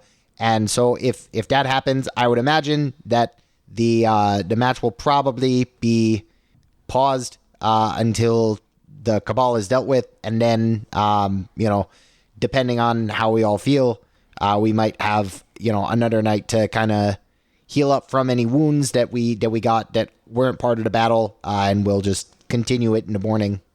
Okay. It's happened a couple of times. I remember when I was a kid. Sometimes people are hitting each other so hard that they knock into the mountain and they get covered in snow from an avalanche. Sometimes somebody cuts off a leg and we have to pause to figure out what to do. So, yeah.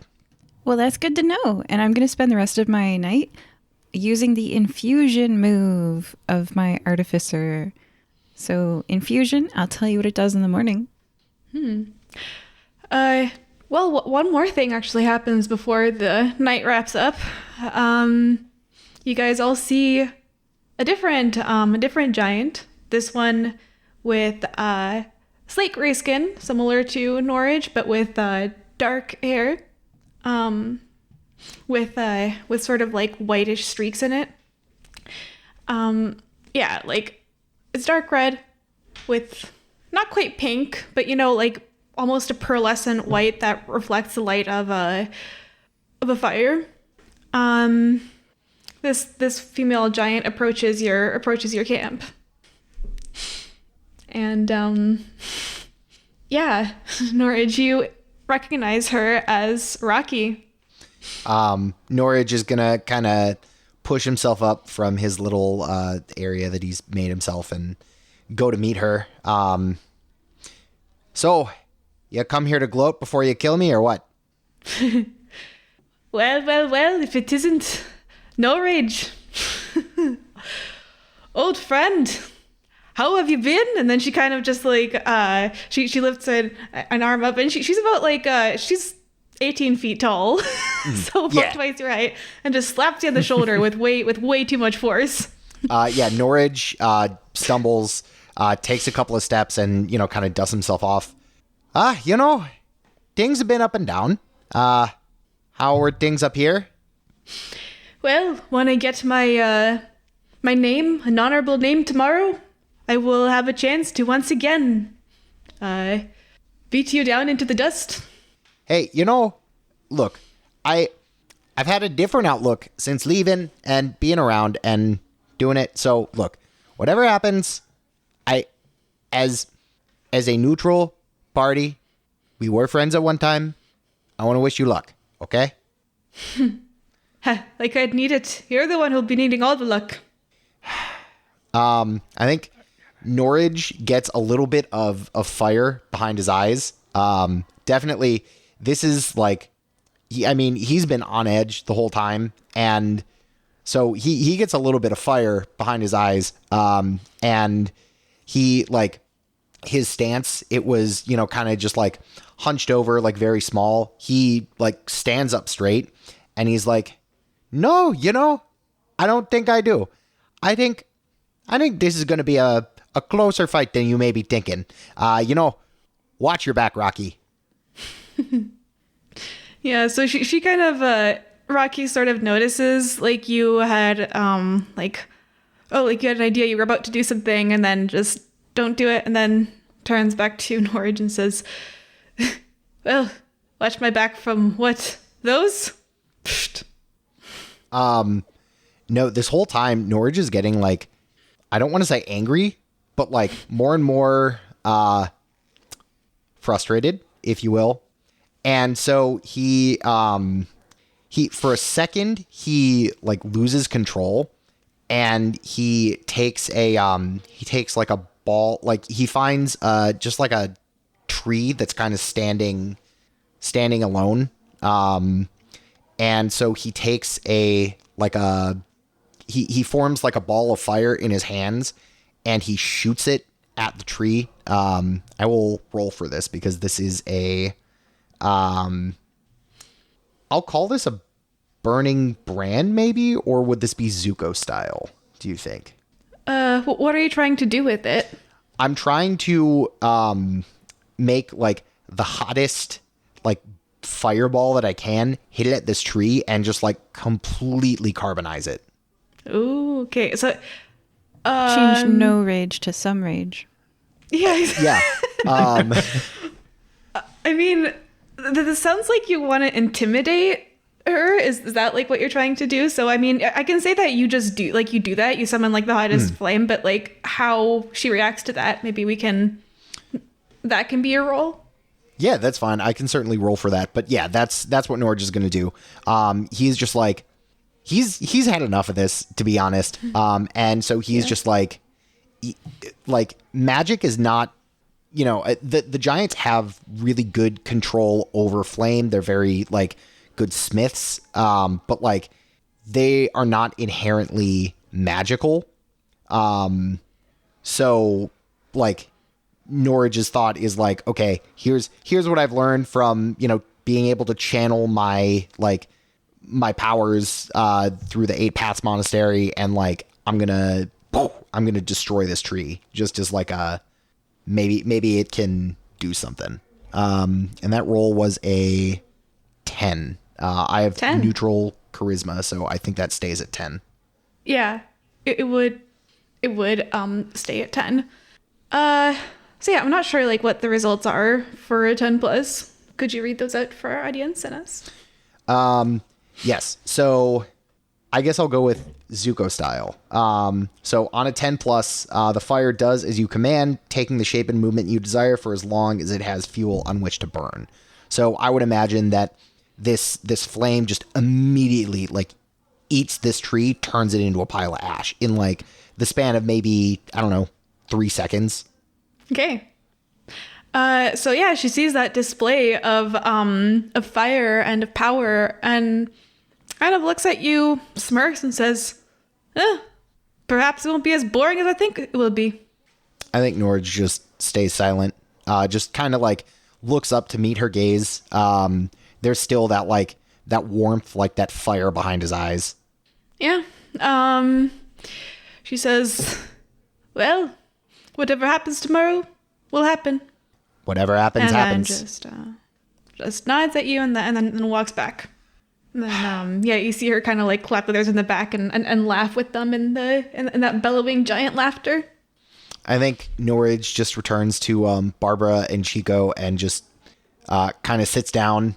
And he's just like shaking his head and he's like, oh, that Rocky, she's a strong fighter and I respect her for that, but she knows how to get under my skin.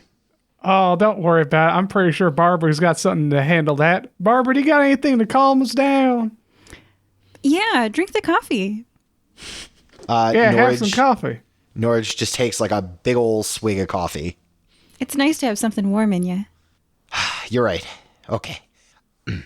And Norage just kind of like takes a couple of deep breaths, goes through some like meditative stances, repeats some mantras from his master at the monastery, Malakos the 29th. And so he's just like calming himself down. He's like, okay, I need to center myself. I need to be, I can't fall into who they want me to be. I need to be who I am. That's the spirit. And so he's just kind of like doing some like meditative poses, kind of working with that, like, the earth style. So he's like, moving some rocks around. He has like a little fireball like around that he's kind of throwing to himself and kicking up like a hacky sack kicking up in the air. And so he does that for probably a couple hours. And then he goes to bed. Mm-hmm. Okay. And yeah, you know what? I'll say, since you're doing that, you're meditating, you're centering yourself, you're sort of preparing, you get +1 forward to your next roll. Ooh. All right.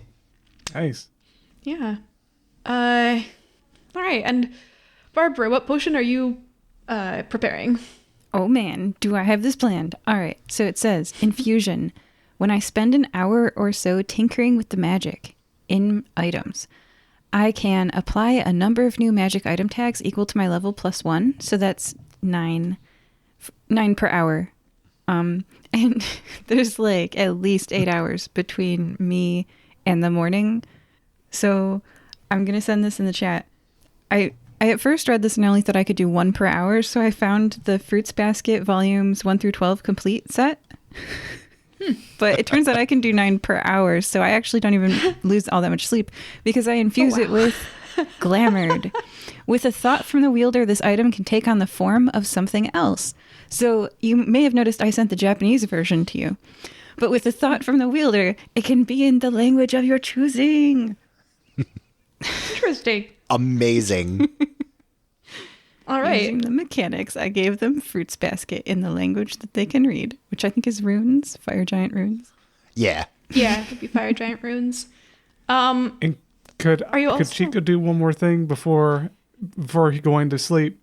So Yeah, of course. he sees Norage and he's hyping him up and he sees him go to bed and he's also a bit on edge and worried. He's going to go out and do something he hasn't done in a while. He's going to go out and he's going to like start crafting some straw rabbits and straw dolls and start arrange them in a little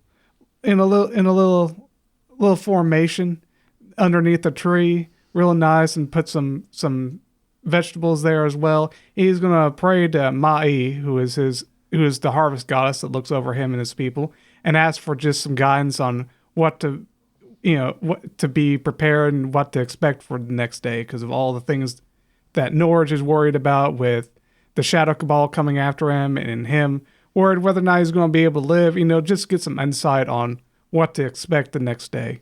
So what I'm using is a spell from my spell list called Revelation, and it's your deity answers your prayers with a moment of perfect understanding. GM will shed light on the current situation. When acting on the information, you take +1 forward. So, Wonderful. is there any kind of information that might come up that I would be warned of to kind of look out for Norage? Yes. So this goddess Mai, though she doesn't present herself to you necessarily, you get the feeling that she's there with you, and in your mind you can see everyone gathered around the arena. You see like these kind of vague visions. They're not like exactly not like super clear or anything like this. Mm-hmm. And you can't quite make out what's happening right in the center. But at some point, you see just all these arrays of purple portals sort of emerging from, like, within the bleachers. And you see figures coming out of them. And then the vision fades, and you hear a voice say, something terrible is happening. Be prepared to heal. And, yeah, that's pretty much. And then I kind of wake up from the vision from a coyote nipping me on the neck, like I want to go to bed. It's all right. We'll go sleep. It was a good thing I did that. Well, I don't know if that was a vision. Or that's just me dwelling on possibilities. I'll let Barbara know too. And I go up to Barbara. I'm pretty sure she's just hyped up on coffee, potion making, and like translating her mangas. And I let her know, Barbara, we gotta be prepared for tomorrow. I feel like I've gotten a vision of the Shadow Cabal coming after us. So we gotta protect Norage. I'm pretty sure you'd be okay with, I don't know, a pinky promise. Wait. Okay. I'm gonna roll the defense move. Defend when I stand in defense of a person, item, or location. This time it's Norage, so I'm gonna roll plus con. Is that okay, GM? So how would you describe to me how would you be defending him? I have hooves. So, like, is this just at night from anything that would come after him at night? Yeah, because Chico's like, this is imminent, so yeah. Oh, wait, no, I'm not saying this is imminent. Oh, okay. I'm saying this is for tomorrow. All right, well then, tomorrow, before the match, I'll do a defense of the match, and anything that tries to enter that location, I'll kick. Yeah, so they did forbid you from being in the ring with him, but you can protect him until like he gets into the ring, I suppose. Yeah. Oh, I'm not asking to be in the ring. I'm asking to kick things that try to go in the ring. I will help enforce the ring boundary. Yeah, so I'll say, like, from next to where you are, where you're sitting, then you will be able to defend against anyone that's around you entering the arena. Yeah, that's what I would like. Okay, so I'll do that tomorrow. Do you want me to roll for that now because we're talking about it? Yeah, you know what? Sure, let's see what you get. 8. That means that I have a hold 1, so I can use it once. You can use it once. Okay. And Chico says, all right, good night, Barbara. Good night, Chico. Good night, Chico. Okay. And that's it. From your... Oh, yes. And then, Barbara, from your... What's it called? Manga potion infusion things. I will say that after once you present it to the giants, you will have a +1 in any sort of communications or bargaining you make with them. Once they've understood what it is and what it's for. Assuming that they like shoujo. I should have given them shonen. This is a perfect opportunity to give someone One Piece. Oh my god. Just all of the One Piece. Yeah, 1,000 or whatever. Yeah, oh man. Okay, cool. All right. So you all rest, and the sun comes up, and it is the solstice. And that means everyone's going to the arena. Chico wakes up. He's hyped. I'm ready to do this. I'm ready to watch Norage beat the other giant, Rocky. Norage is up, and he just has that nervous energy. So he's kind of fidgeting. He's like trying to, like when he notices himself get like too carried away, he tries to like center himself, but definitely fidgety, on edge, just not 100% sure what's going to happen. I feel like it's a very strange feeling. I wouldn't know from experience, but I feel like it's a very strange experience, or a very strange feeling being like, okay, I might die. Barbara, quick, give him the happy bean juice. You drink so much coffee. I want some too. I haven't had this. I've never had this before. I really like it. Oh, man. You introduced Norage. I don't know if Norage has had coffee before. I'm going to say Chico's never had coffee. He really likes the coffee. He believes in the coffee. Or the happy bean juice, as he calls it. Yeah, I think Norage is like, all right, I'll take some of the happy bean juice. I need anything I could get at this point. Oh, man, you guys.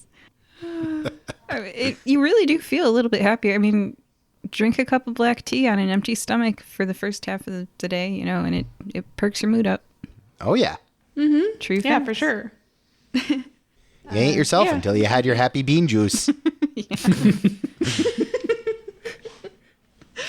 Yeah, another title idea for the episode, Happy Bean Juice. I'm writing it down right now, yeah. I've written down a couple titles, but that was one of them. Great. It's a bit of a theme. All right. So everyone just kind of, in the village, you see them getting out of those strange mountainside carved houses, which obviously to Norage, you're quite familiar with them. And they're going to the caldera that is right next to the town, which has been formed into an arena, basically by making the seats into giant-sized bleachers made of rock, and then clearing an area in the center, which is covered with sand that has been ground down by the beating of giants' feet and by all the weapons that are there. You see it stained in many places red, brown, and then just the regular rock color, which is slate gray. And yeah, these seats are made for giants. There are maybe a few sort of seats that he can actually sit on, but they weren't even placed there intentionally. They were just like pieces that broke off of other seats, basically. That's okay. I don't really sit down. And I'll just sit on top of you if that's okay, because if a little giant child tries to grab me, you can run away. This is like your hell. By the way, Barbara, I have a new fear. It's giant children. Oh, I can totally understand that. Okay. So, you see the elders of the village, along with your mother and father, Norage, sit basically where the sort of box seats are if it were a sports ring, like right down there. Anyone who passes you just gives you this very sort of dismissive look. They all don't really want to sit near where you are. Like, yeah, do you try to sit near anyone, or do you try to sit as far away as you can from people? Me? They're all of you. Like, yeah, where are you guys positioning yourselves in this arena? I position myself and Chico at the line, and I'm holding the line. I walk the line. Okay, and where is this line? There's not like a defined area for the match. Caldera is like a bowl, right? I'm walking around the rim. Oh, the top rim, not the bottom of the arena where it is. I thought you were going inside. Okay. Perimeter, yeah. No, I don't want to get punched. I just... Okay, yeah. Yeah. It's just like if you're going in the arena. Okay. No. Yeah. Rim. So you walk the perimeter. Yeah, that's cool. My goal is to prevent interference. Well, my goal is to kick a Shadow Cabal member in the face. All right. How about you, Norage? Where are you going? So I would imagine Norage. I would imagine there's kind of like a back room area. I'm seeing it as like a Roman gladiatorial fight where like you have the fighters in their kind of like locker rooms, and I would imagine these have like various weapons and armor and things like that. So I would imagine Norage is like in this staging area wherever it may be, whether it be a room or just like an area off to the side where there's like a rack of weapons and like armor and stuff. Okay. Yeah, so you would be there.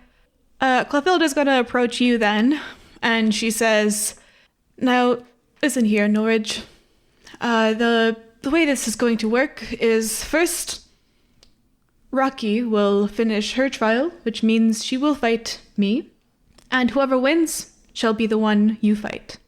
Okay, well, if it comes down to it, look, I told Dad this last night, but if in the case I don't make it, I want you and Dad to have my weapon. And so Norage kind of, he's been like absentmindedly kind of spinning this polearm, and he's like, whatever it may be, hopefully you can think of me fondly. If I don't make it, hopefully you have some good moments to watch as I'm getting the life beat out of me. Giant humor. At that, like hearing the life get beat out of you specifically, she chuckles, says, "Okay, well, may the sun shine down upon us and determine who will be the one to come into the light."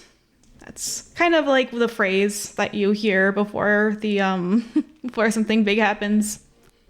I think Norage repeats it in Giant, and he kind of extends his hand for a predator handshake with his mother. She hesitates, but then knowing that this might be the last time you two speak, she takes it, just doesn't quite crush your hand, but almost does. I imagine that's just like it's a giant sign of like I see you, I'm ready to compete with you fairly. Like like let's have a good match. I imagine that's what that is symbolically. Yeah. And you know what, to see how like how you compare it to hers, how about you roll a strength check for us? A strength check. Alrighty. Yeah. That's gonna be a 4 even, or 4? No, I'm sorry. That's gonna be a 7 with my modifier. 7. Okay, well, I mean, you do squeeze her hand even after she's almost crushed yours. I mean, not with much force, but your hand is not limp in there, and then she just kind of like nods and then walks away without saying anything more.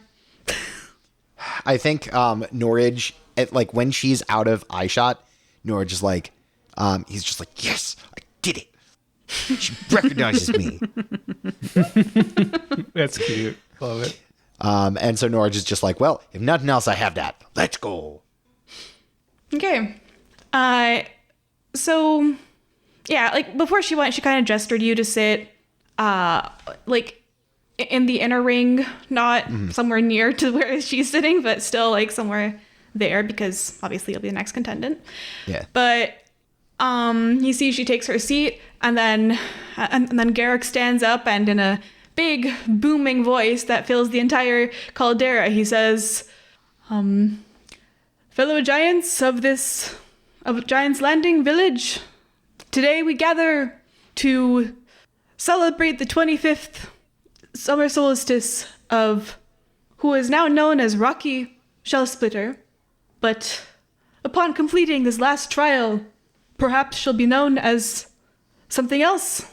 She will show her chance to earn the right of wearing fire giant armor and the right of having a name, or else be put to death." And then you hear the crowd kind of going, "Yep, let us start it, let's go," kind of, you hear. And then Garrick says, "All right, you ready, Clotilda?" She nods. "You ready, Rocky?" And then she nods. "Begin." And yeah, you see the two of them fight. And I'm going to roll for whoever wins. Oh dear. Roll percentage dice. I think as Norage is watching this, he's like, he's trying to like analyze both fighters just in case he, like, you know, depending on who he has to fight, he's analyzing their moves and trying to, you know, like almost play through like combat and like, oh, okay, well, you know, Rocky leads with her left foot, so I can do like a right foot behind the trip, and she might fall, and you know, oh well, Ma is heavy-handed with this weapon, and if I can duck out of the way enough, then she might get tired, and I can, you know, win in a war. So he's doing these calculations, but at the same time, every time there's like a big hit landed, he like shields his eyes, which he's probably the only one in the arena that would think to do that, just because, like, I mean, he's watching his mom and, like, his only childhood friend, like, beat each other to death. Yep, pretty much. Lovely. Okay, I would say, like, that sounds like a discern realities, like, closely studying a situation or person. Obviously, even if you get a 6 or less, you'll know something, but I'll say, yeah, make a discern realities roll. And you do have that +1 forward. I'm not going to make it count toward your handshake thing. That was just a flavor. Okay. So that's going to be a 9 total. 9 total. Yes. Okay, and on a 9, you ask one question from the list and take +1 forward when acting on the answers. Okay. Then my one question is going to be, what should I be on the lookout for? And then specifically in regards to what, like, with Rocky and Clotilda, what's like the one tell that I can see and maybe be able to capitalize on? Okay, so you see this.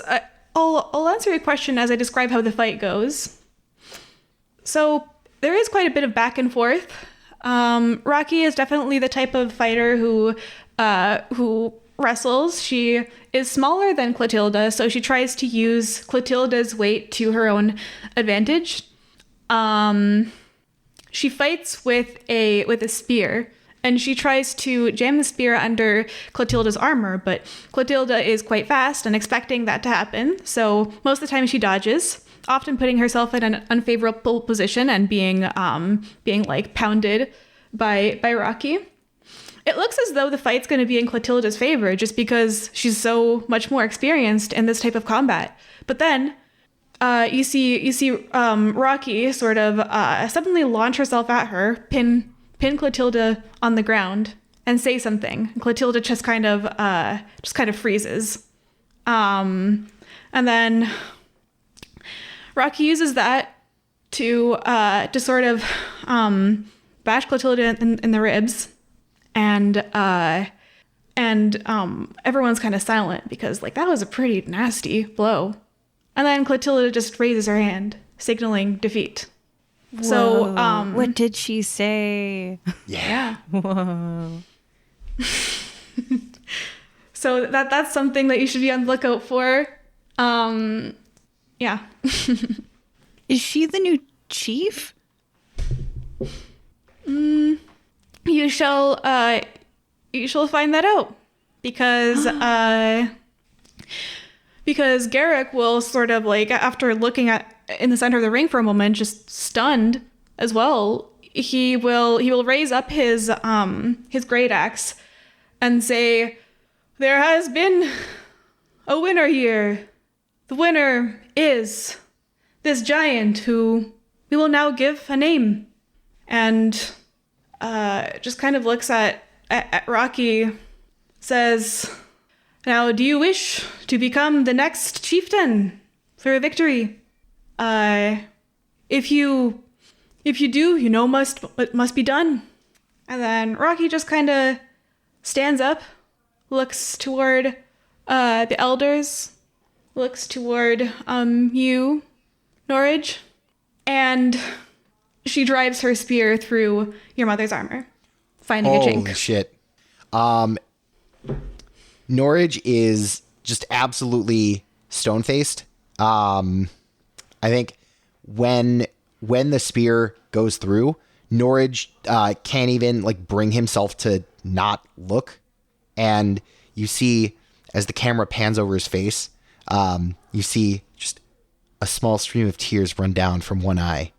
Norage just wordlessly, silently watches listens to the crowd, like screaming, and like just watching this all happen. Chico says something to Barbara. Wait, I don't understand. She put her hands up to say she forfeits. Why did she have to die? I really don't understand either. This is a different culture than you or me are from. I guess that's true. I wonder what Norage is going to do about this. Hopefully come back home with us. I'll leave it at that. Yeah, so you see, indeed, the crowd goes wild at this because obviously this is a major event. I mean, Clotilda's been chief for quite a while now, ever since she was 25. And you see Garrick just stand there and say, "Well, what is her new name?" And the elders kind of, you see themselves whispering, and the crowd goes quiet again. And he says, "Well, the name of this one shall signal ferocity and determination and ruthlessness. Her name shall be Carmona, which in the fire giant language means ruthless, indeed." True facts. And then the crowd just Carmona. Yeah, you just see Go ahead. So I think at this, Norage has been pushed over the edge. Like, yes, his mother may not have been the nicest person. She may have been the one that, sentenced Norage to death however many years ago, but this is too much. So in the midst of this cheering and chanting, Norage is going to spring off of his seat into the arena, and I'm going to use my burns twice as bright move. So I'm going to, I think what happens here is Norage, for the first time, has an angry thought. Some rage. Some rage.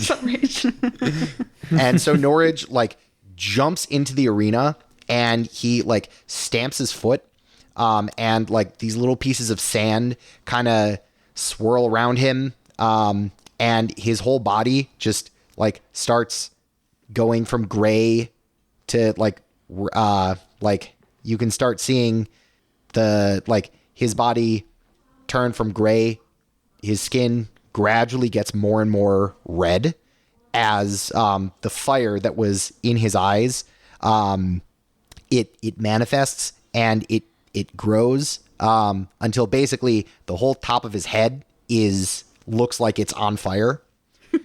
And so Norage is just looking at Rocky, now Carvana, just with absolute like focus.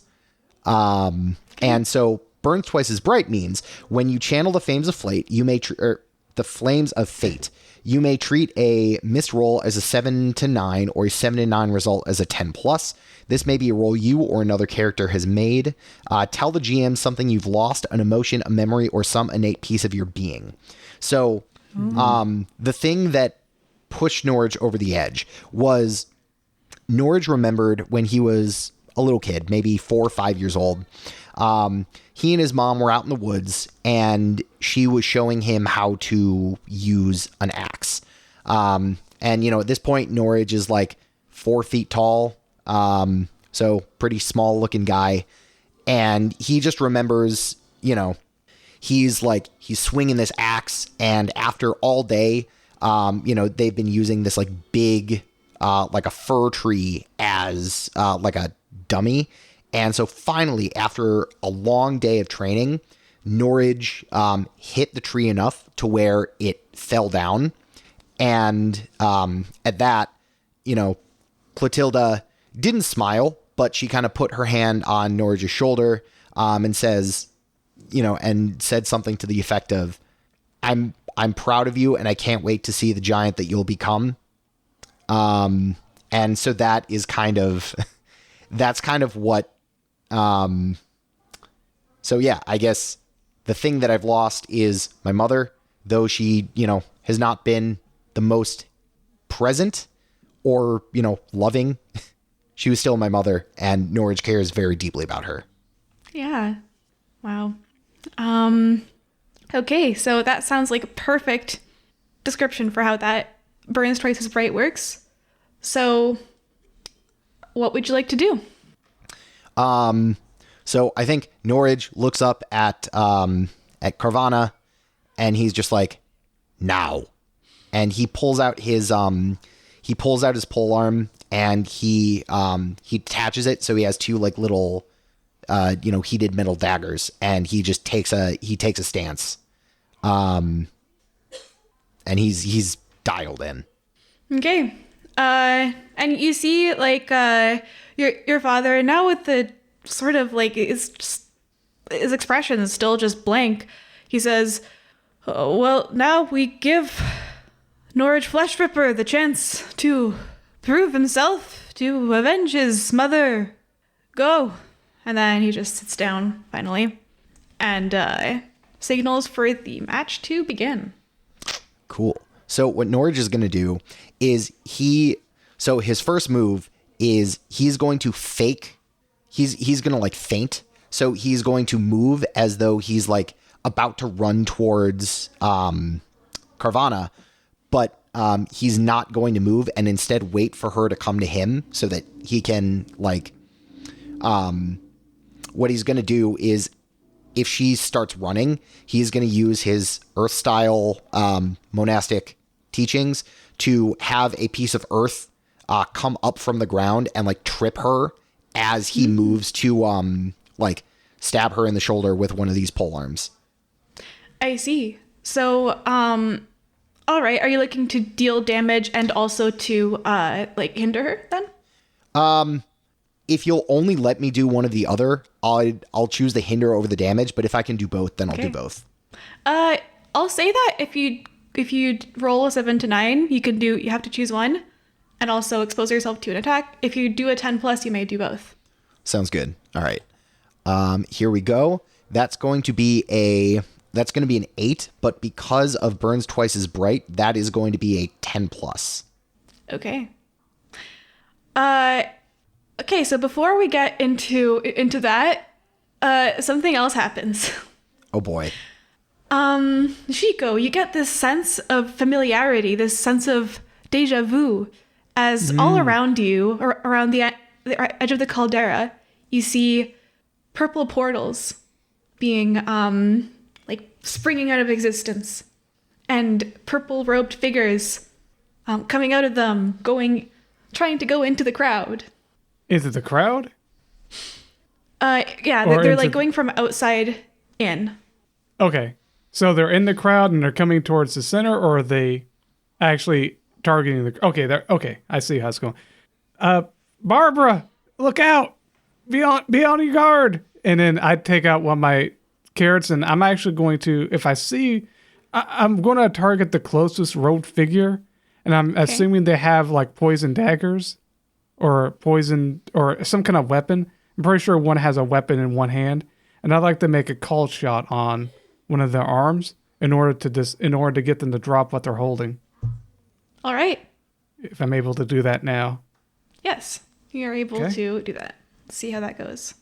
That's an 11 total. That was with the +1 from the 4 I had before. So that hits and deals the damage, and they also drop their weapon. So let me do my damage real quick. Okay. Time to pull up the... For damage, I rolled the damage dice plus the associated stat, or is it just Oh, no, it's just the dice. just the dice? Unless you have something that gives you +1 for like an I animal's companion see. ferocity, I think. I Does see. that? This would just be the equivalent of my hunter's bow, which is flavored as a thrown carrot. So this is going to be... Okay. Oh, wow. Okay, max damage. And how much that was damage is an 8. that? 8. Okay, so with an 8 damage, you manage to indeed just knock the green coated dagger out of the guy's hand, and then you do it with such force that he actually trips and barrels into 2 more of them, and now those 2 are on the ground as well. And now Barbara, you have been waiting for this moment to defend anything that comes into the arena, right? It auto hits and it deals damage equal to my level, which is more than my damage dice. Amazing.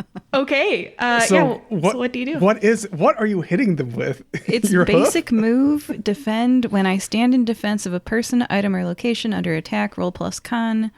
So long as I stand in defense when I or the thing I defend is attacked, you may spend a hold 1 for 1 to choose an option. And then one of the options is deal damage to the attacker equal to my level. So, I kick.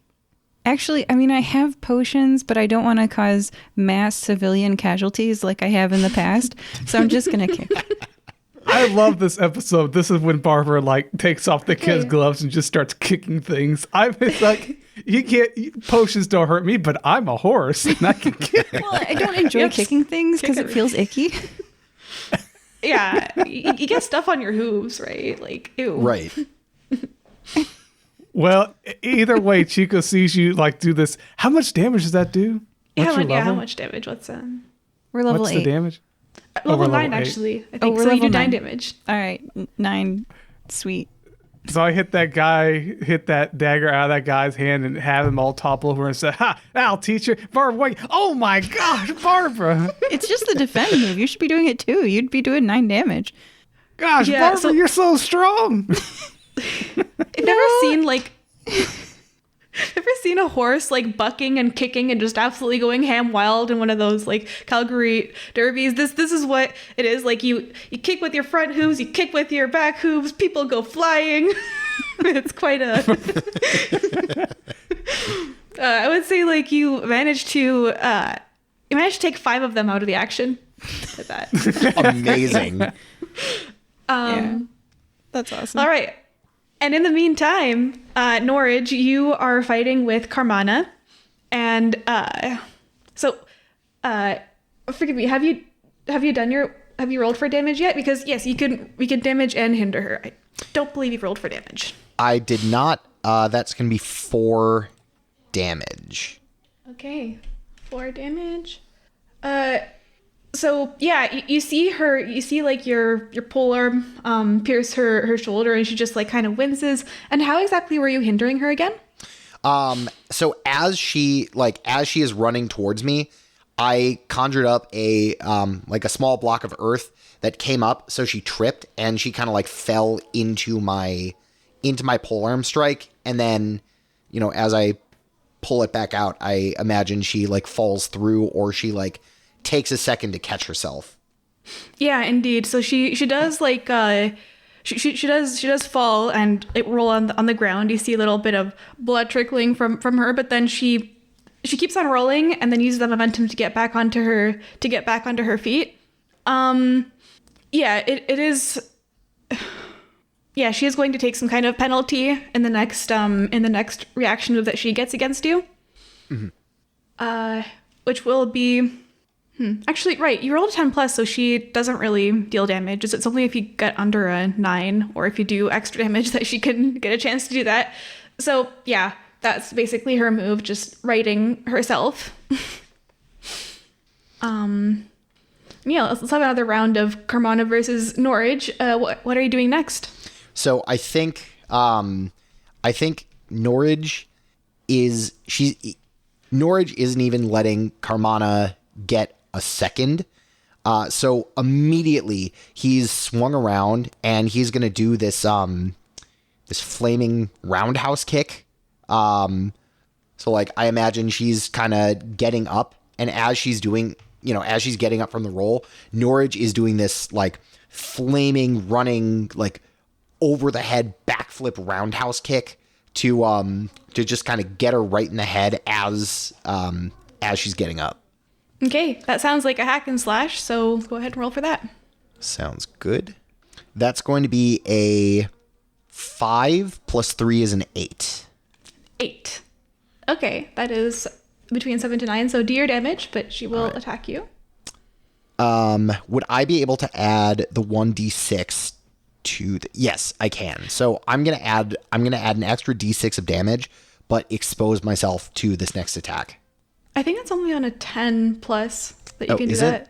Yeah. It just says at your option. Oh, I see. Okay. So then it's just going to be regular damage. Yeah.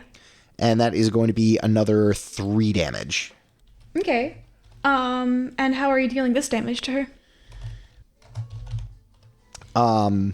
So yeah, I think Norage is just not even giving her a second to collect herself, and so he is just as soon as he does one strike, he's into his next move.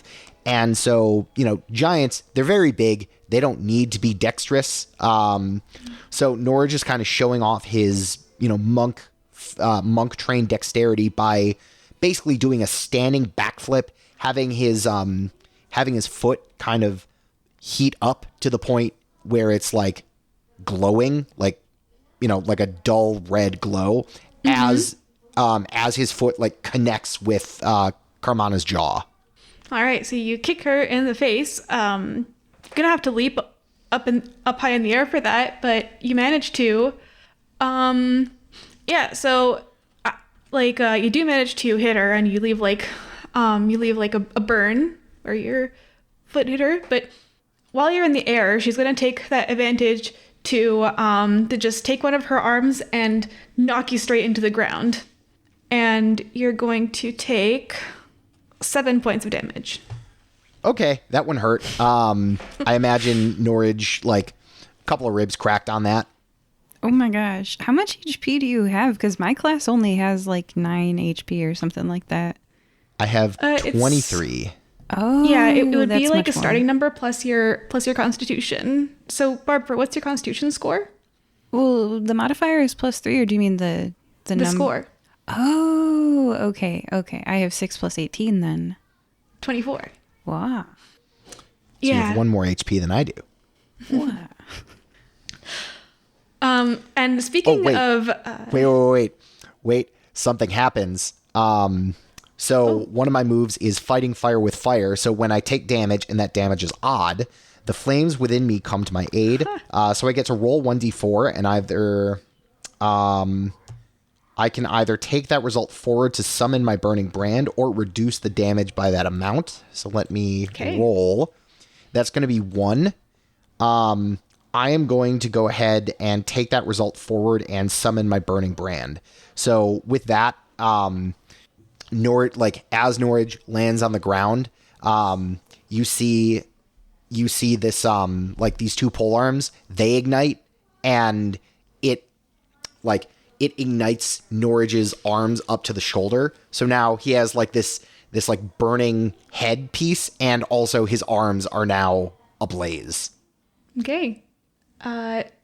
So the roll 1d4, do you take, you use that to take less damage or? No, I took the one that I got and I'm taking that forward. Oh, okay. Okay. You're taking that forward. Sounds good. In the meantime, Chico and Barbara, yes, between the two of you, in your first move, you have waylaid about 10 of them, I would say, like 5 each. However, all around the caldera, you see them dashing into the crowd, and a number of them, well, actually just 8 of them, manage to get a drop on villagers before the villagers get a chance to react. You see green blades, the flash of a green blade, and then they going into some of the spectators. The spectators, the ones that were both hit by this and not hit by this, start turning around and, well, fighting back. But still, there are a lot more of them. What are you guys doing? Can I roll to defend again? Sure. Oh my. That's a 13. I get plus 3 hold, so I can deal out my defense kick 3 times for 9. You're still HP kicking. each time. I mean, it's effective. Yeah. I love it. Yeah, and because of your kicking. Yeah, right. Mechanically, yeah, that's what I do. They're all distracted by the giants, and then it's just running past the giants, and then they get kicked in the face. And then Chico, you should be rolling for defend too. And so I like to point out when powered by the apocalypse, sometimes they don't battle test enough. I don't know, but I have found that there's usually a broken move in most of these powered by the apocalypse games. Like, do you remember Spectres and Spurs, GM? Yeah. Yeah. There was a move that our GM did in Spectres and Spurs that the enemy could never attack again. And I was like, well. So, Chico, you should be doing defend because it guarantees to hit and it does 9 damage each time. So you can describe if that. You get 10 plus. And a 10 plus, you can do it 3 times per time you roll for it. On a 7 to 9, you hold 1. So it's like, you're just saying. Yeah. It's on page 4. It's basic move, defend. I'm looking at the moves. I was going to do something, but I might do that. Anyway, I'm just saying it's an option. That's all I'm saying.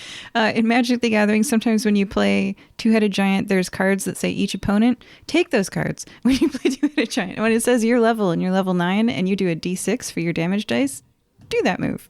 So that's my thought process here. So yeah, I rolled above a 10, so I had hold 3, and I expend those hold 3 for if anyone's going to violate the sanctity of the caldera perimeter, they get kicked. Yeah. Yeah, I'll say that you would be able to do that for half the perimeter just by like simply barreling through them, but it's still like over. Yeah, it's a big caldera. Yeah. So you're able to do your 3 defense against a certain number of people. Roll plus con. Okay, yeah, I have a good decent amount of con. Let me do that. Okay. So I'm going to roll to defend the arena as well. Which part of the arena? Because Barbara's doing the perimeter, half of it. Which part of the arena are you focusing on? Oh yeah, Chico? I jumped off of Barbara when she started bucking, kicking. So I'm rushing over to the other side. Because you're gonna have to do your defend against yourself against Barbara if you are still on her. Oh yeah, I definitely defend the other half of the perimeter. So let me see what my charisma, Other half, okay. my con is. Okay, let me do that. Ooh, an 11. Collectively, we're doing 9 times 6 damage. Well, my max. Oh yeah, that is right. I have 9. Yeah. So it's 54. Which is ridiculous because my damage dice is a d6, so that would average 3. So that is ridiculous.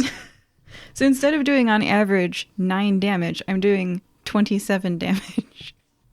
Powered by the apocalypse.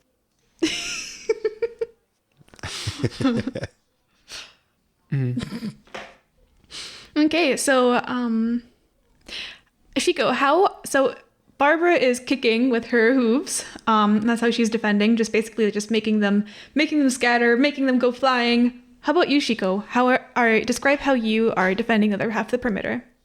It's simple, really. I looked at Barbara and I'm like, she's kicking and and going all over the place, go hog wild. I need to start doing that too. And he starts roundhouse kicking and teleporting around and kicking these Shadow Cabal fellas. Roundhouse kicking him, and he kicks one and he poops off, and he kicks another. And that's his defense. So they're both kicking just in their own ways. It works. And you can flavor your carrots. You can do whatever you want, like flavor wise. I could, but I'm taking after Barbara and I'm kicking. I can do that too. Okay. So, yeah, I would say between the two of you, you managed to waylay. I know. Probably about. I'm gonna say that Barbara does more because she's a horse. You get 50 of them. I like to imagine that Chico's is his kicks are very like no one's expecting it because he's a ninja and he just comes out of nowhere. So he's doing like one at a time. Barbara's just a horse. Yeah. Okay. You know what? You each kind of yeah. You take 50 of them each out of commission. Eight people still did get stabbed. And there are still a bunch. There are none left around the perimeter. Like but you know how it's like a filter. Some still manage to slip through, and they're still like going and fighting with the other giants. But you managed to get about 2/3 of them. Does Norage notice this? Does Norage notice the Cabal? I mean, you are very, like, emotions are very high. You are very focused on the fight with Carmani. You just got, like, smacked into the ground. And you're just kind of, like, getting up to catch your breath. I would say...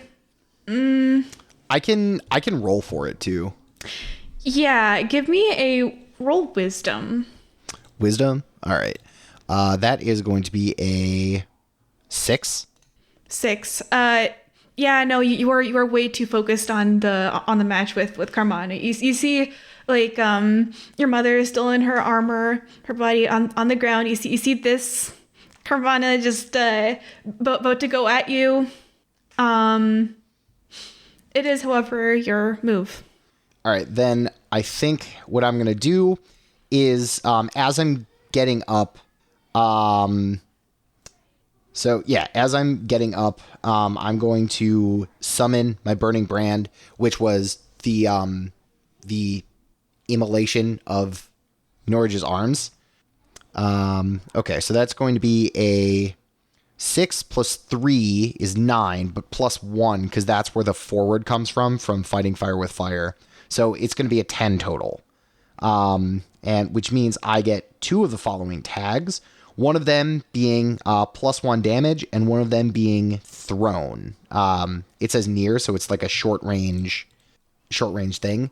So what I'm gonna do is I'm gonna get up, and I'm just going to kind of like toss these pole arms, like the 2 halves into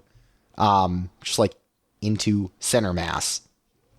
So Norage is gonna go for just all in reckless attack. He wants to be done with this. And so he is just bull rushing her. Okay. Yeah, roll your attack then. All right. So that is going to be an 11. Yeah, so, 11 will do it. Okay. So I'm going to do my damage. I'm going to add 1 for the burning brand, and I'm going to add a 1d6 to expose myself to the next attack. So that is going to be, oh boy, that's going to be 8 total damage. 8 damage. Well, with this blow, you incapacitate her. So yeah, with your arms all ablaze, you just channel all of your rage straight into her, and, well, after that, she's got one more fight left in her. What do you wish to do? Do you want to spare her or finish her off? No, Norage is going to... So when he sees the sign of defeat, he's going to... his arms are going to be undone. So now, like, the skin around it, instead of being dark gray, it's black, just like ashen. And he's going to slowly walk over, and he's going to accept the defeat of Carmana and offer to help her up. Still, like, quite winded from the attack, her hair all ablaze, the arm around her charred, she looks up at your hand with...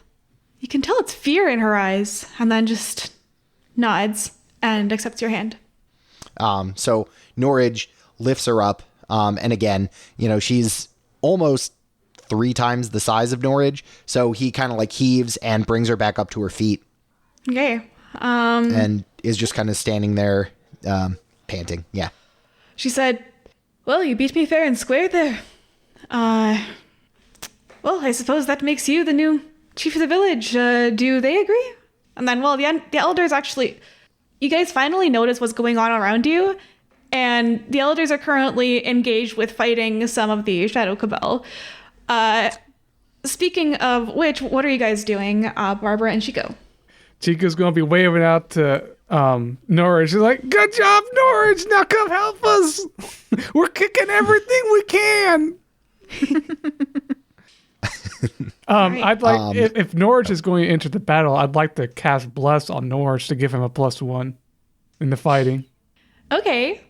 So you go plus... What does this +1 apply to? For combat, it says your deity smiles upon a combatant of your choice. They take +1 ongoing so long as the battle continues, and they stand and fight. The spell is ongoing, and you take a -1 to cast a spell. So if I try to cast another spell, I take a -1. I see. Okay, because something does happen before Norage enters the fight. Mm-hmm. So you see the elders being preoccupied. You see your father fighting off some of the Shadow Cabal, like swinging his axe, and if you go flying, like they're doing a pretty good job at defending themselves. But then you see out of the corner of your eye, walking out of the box, a woman in purple robes with galaxy blue skin, black hair. She's kind of like walking up and slow clapping, and everything around you seems to quiet down just a bit because, focused on this figure. This is Obsidiana La Caldere. Yes, it is. Norage turns to face her. Well, looks like you did a great job in beating her, but why don't you finish the job? Why don't you get both her and your dad while you're at it? Really solidify your new place as chief, Brimstone. There's... Dun, dun, dun. Okay, so how does this work? I am going to leave that up to you, but if you want me to decide certain things, you may. Because, Barbara did try to reprogram you, so I can leave it up to you whether you want to make a wisdom check to see if you turn into Brimstone at all, or whether you just don't because it wasn't one of those two. And then if you do, if one of those two tries to intervene, you'll get a chance to make another wisdom check, and the degree of success will be higher. Okay, let me do a wisdom check. Oh, that's what I needed. That's a 12. 12. So you feel in the shadow of your mind that familiar darkness starting to cloud the recesses, go in, and then suddenly the flames from your eyes just burn it all away. That blackness is gone, and so is your connection as Brimstone to Obsidiana. And then she says, "Well, what the heck? Why aren't your eyes turning? Brimstone! Brimstone!" You see her saying that. So I think Norage just starts walking again. So I think the fire comes from his eyes, and at this point just engulfs his entire body. So he is a walking torch. And so I think Norage is walking. He's just like slowly walking. As he is, the flames are growing and growing. And he's just kind of like, he's just chuckling to himself. But these flames are growing into like almost like an avatar. And this avatar is probably 30 feet of just pure fire. Ooh. And so when Norage speaks, his voice is much louder and much deeper. And he just kind of looks at Obsidiana and he says, I don't think so. You don't own me anymore. And he goes and just delivers this. He just goes and delivers this punch. Okay, it. I love the intro that it's like this giant fire being. It says in the movie, but I don't think so. Now who's the villain? Yeah, indeed. In the same accent, but big and booming. I love it. All right. Yeah. So Norage is just going to. He's gonna go for a punch. Okay. Just this huge fist. Coming down on her. That's going to be 12. Yeah. With strength. That. All right. So that is going to be. That's going to be 7 damage. All right. So, you punch her with your giant, suddenly, flaming strength. And obviously, yeah, that punch is quite strong. You see it go through her for a second, but then she starts to dissipate and then reform in this purple, dark sort of energy and then grow, bigger and bigger and bigger until you see, standing in front of you, a dragon that is about 20 feet long, which is smaller than you are right now. Is it a black dragon? It is a black dragon. Barbara, sort of look! purplish, though. He just points to the dragon, looking at her. It's a black dragon. Oh my gosh. If I cut out its heart, I can cure all the people here. Let's kick it. You know what I'm gonna do? Yeah. So I'm gonna use this ability, the Enkindler. And so when so the Enkindler, I get to bolster the courage of others, rolling with charisma, and on a 10+, they shake off all fear and doubt, becoming brave in an instant. So let me go ahead and roll that, and I'll tell you what that is. Okay. That's going to be just a 10. Well, I mean, a 10 is still a 10 plus, so who are you bolstering and what do they get? So I'm bolstering Carmana, my father, and then Barbara and Chico. All right. And so I'm gonna like address the crowd as this like giant being. And I'm just gonna say, giants. I need to do the accent. Hey, giants. All right. So we're in a bit of a bind here, but as the new chieftain of this place, we're gonna fight. We're gonna win. And we are going to take back what is ours. And so Norage is just gonna like take on the role of chieftain.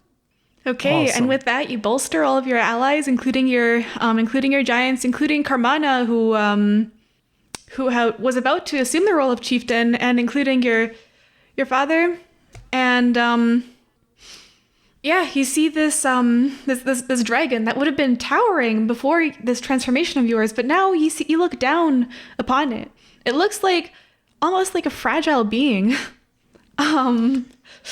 Though you see it trying to like puff itself up and say, "You have no idea the power I wield, the power that was given to me." Yeah, she's gonna poison breath you. Okay. And you may choose between the following: to take the damage, to use up some kind of resource of yours, or to gain a debility. Because this is a heavy like blow. You know what? I'm just gonna take the damage. Okay. That is 9 points of damage. That corrodes right through your like right through most of like what you're wearing. 9 points of damage. Okay. We're still up. We're still feeling it. All right. And what would you all like to do? Because now technically you three are all part of the same fight. So if I attack, I do 3 damage. But if I defend, I do 27 damage. So I'm going to put myself between Norage and the dragon and defend him.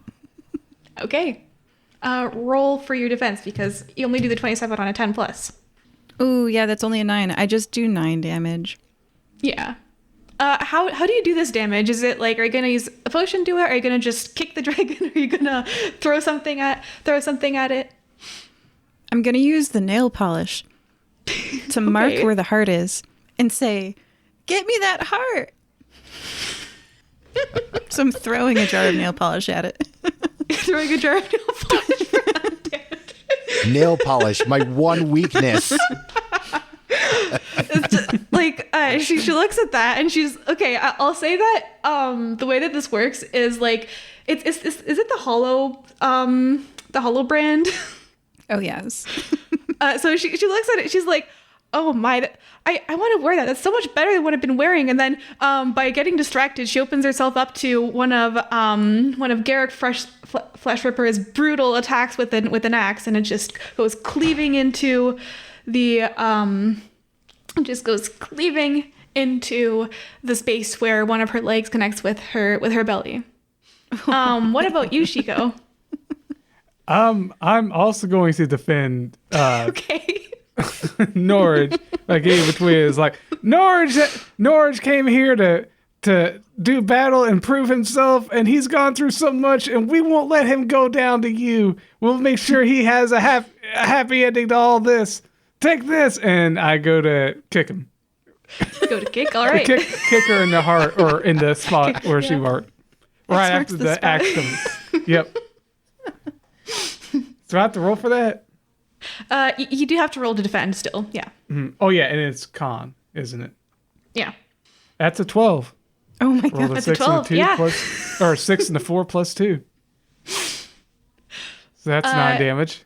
Per hold, and you on a 10 plus, you hold 3. Oh, okay. Mm-hmm. When you or the thing you defend is attacked, you may spend hold 1 for 1 to choose an option. Deal damage to the attacker equal to your level. Mm-hmm. So, yep. So 27. Ooh. Yeah, pretty much. This dragon's trying to actually just fly away at this point. But Chico, with your moves, you managed to leap high into the air, kick her, sort of battering her wings. Maybe you throw a few carrots in there, and that's enough to stall her, so that Carmana will actually just will grab the dragon's tail and then smash her into the ground, similar to how she did Norage last time. And how do you guys want to end this? I think Norage is going to kind of jump onto this dragon as a final kind of adieu to all of this, kind of darkness in Norage's life. I'm going to use Sick Burn. I'm not going to roll for it, but, well, I guess I could roll for it, but I'm going to insult Obsidiana. So the form of Norage jumps onto this dragon and begins just like sending flame into into these wounds that everybody else has caused. And he says, I knew it from the beginning, but this proves it. You are nothing without me, and you will never be anything. You've never been anything. And this is the best you can do? Pitiful. Okay. And with that, with the fire burning into her wounds, you see her form recede. And it's back into, well, Obsidiana as you knew her. Just that, just with some draconic features. And she kind of like looks up at you, coughs one last time, and says, I should never have accepted that. It was useless this entire time. And then she just, that was her last breath. Quick, cut out her heart. We did it, everyone! We did it! We're so excited. Yeah. I mean, who's the one who cuts out her heart? Is it going to be you, Barbara? If no one else is going for it, I need that heart or those people are going to die. Very true. Yeah, so I think Norage is, so the flames begin to recede, but as he's doing that, he's like shouting things out. So he's pointing to the elders and he's like, okay, you make sure that there's no more Shadow Cabal people in the premises, and anybody who got stabbed, come down to the arena right now. And Carmana, I'll deal with you in a second. And Dad, good assist. Chico, Barbara, you do your thing. I'm doing my thing. All right, so mechanically, I am an artificer, and I can activate a magic item is what I'm going to try to do because it doesn't take an hour. Ready? So this one roll will determine whether or not I'm able to activate this heart. It says activate a magic item. When you activate an item you've infused, I guess technically that takes it's already infused. It's whatever. We got to put mechanics to this. I can't just use the heart. Roll plus int. On a 10 plus, the item is activated successfully. On a 7 to 9, the item is activated, but choose one disadvantage. So that way I can give you some GM power over this situation of how I'm using the heart, right? Okay. Is that a good? Yeah. Okay. Sure. There's some potential drawbacks to being fed heart pieces. Heart. Okay. Oh my gosh. That was a 10. Whew. Great. Okay, the item is activated successfully. Thank goodness, because otherwise a strange or unhelpful side effect would have manifested. So when you go to take out this heart, you realize that, if I cut it out, that's not going to be quite right. I have to rip it out. So then, because by ripping it out, it's like the size of a regular human heart, but then it's all the veins and stuff that go with it. They have also been like obsidianified around the edges, and then you pull a bunch of veins out because this is weird. Like it's weird. Like is she a dragon? Is she not? This is it's a weird sort of situation. But then you manage to get a bunch of the veins and a bunch of all of the stuff that's been obsidianified, and you realize you have enough of the antidote that's within those veins to make the enough of the anti-venom to make the actual antidote, which requires some more potions like healing potions and etc. mixed into it. But yeah, you almost made yourself have half the amount you need to save all the people, but now you have the full amount. Oh, and then you would have had to choose Norage. Anyway, so I grind up that aortic arch and heart, and I am distributing very icky, incredibly disgusting. It's a black dragon, right? They're poison dragons. And I'm like, it hasn't been a half an hour yet. Quick. I know it reeks. That's not used properly. That was just used in normal English. But please dig it.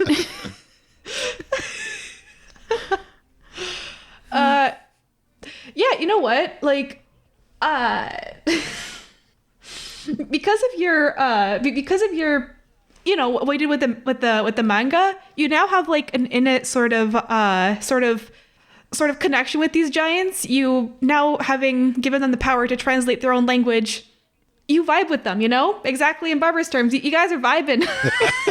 So they'll just look at you funny for a second, but then say, what's a bit of bitterness? And then they'll just they'll eat it along with whatever else you give them. I love the idea of me having talked with them earlier about whether they ship Kyo or Yuki is why they trust me enough to drink this. It's because like what you brought to them is so strange and novel. Like they're not used to these like romance plots. It's like it's like if someone it's like if someone brought ice cream to people that had never tried it before. It's so weird. It's so sweet. It's so like that's exactly what is going on. How about Chico? What are you doing when this happens? I'm going around kicking out the Shadow Cabal, whoever's straggling. I'm like, go on, get out of here. I'm going to keep kicking you. Go on, get. So, okay, funny thing, Chico, you, as soon as Obsidiana had died, you see that the people there, they just kind of freeze. Their eyes are no longer black. They go back to normal.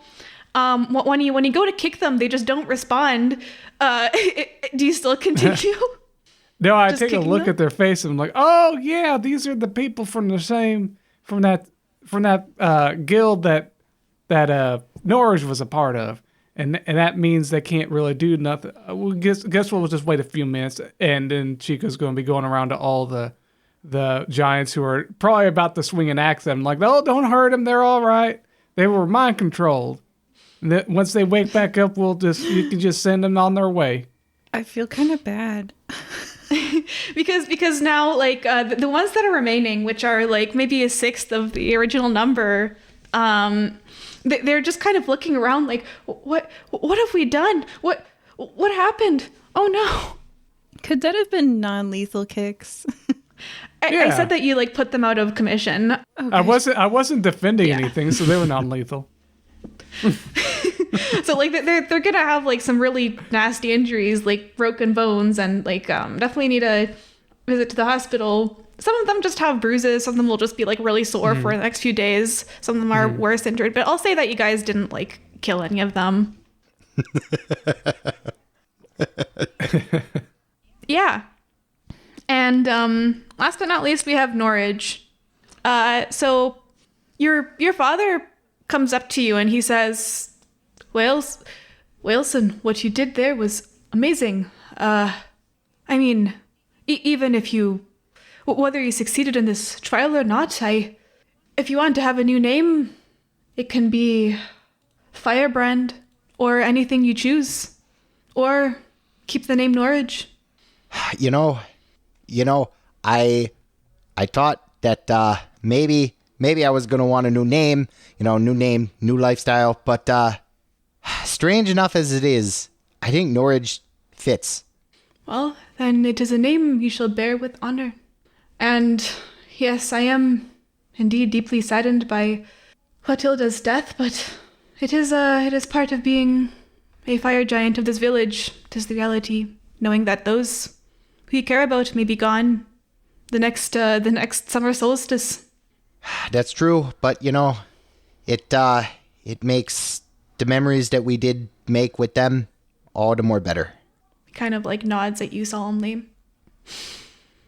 And he says, well, you are indeed the new chieftain of the village, as you had won against the one who won against the previous one. So, I am here to advise you, but what would you want to do? How do we move forward?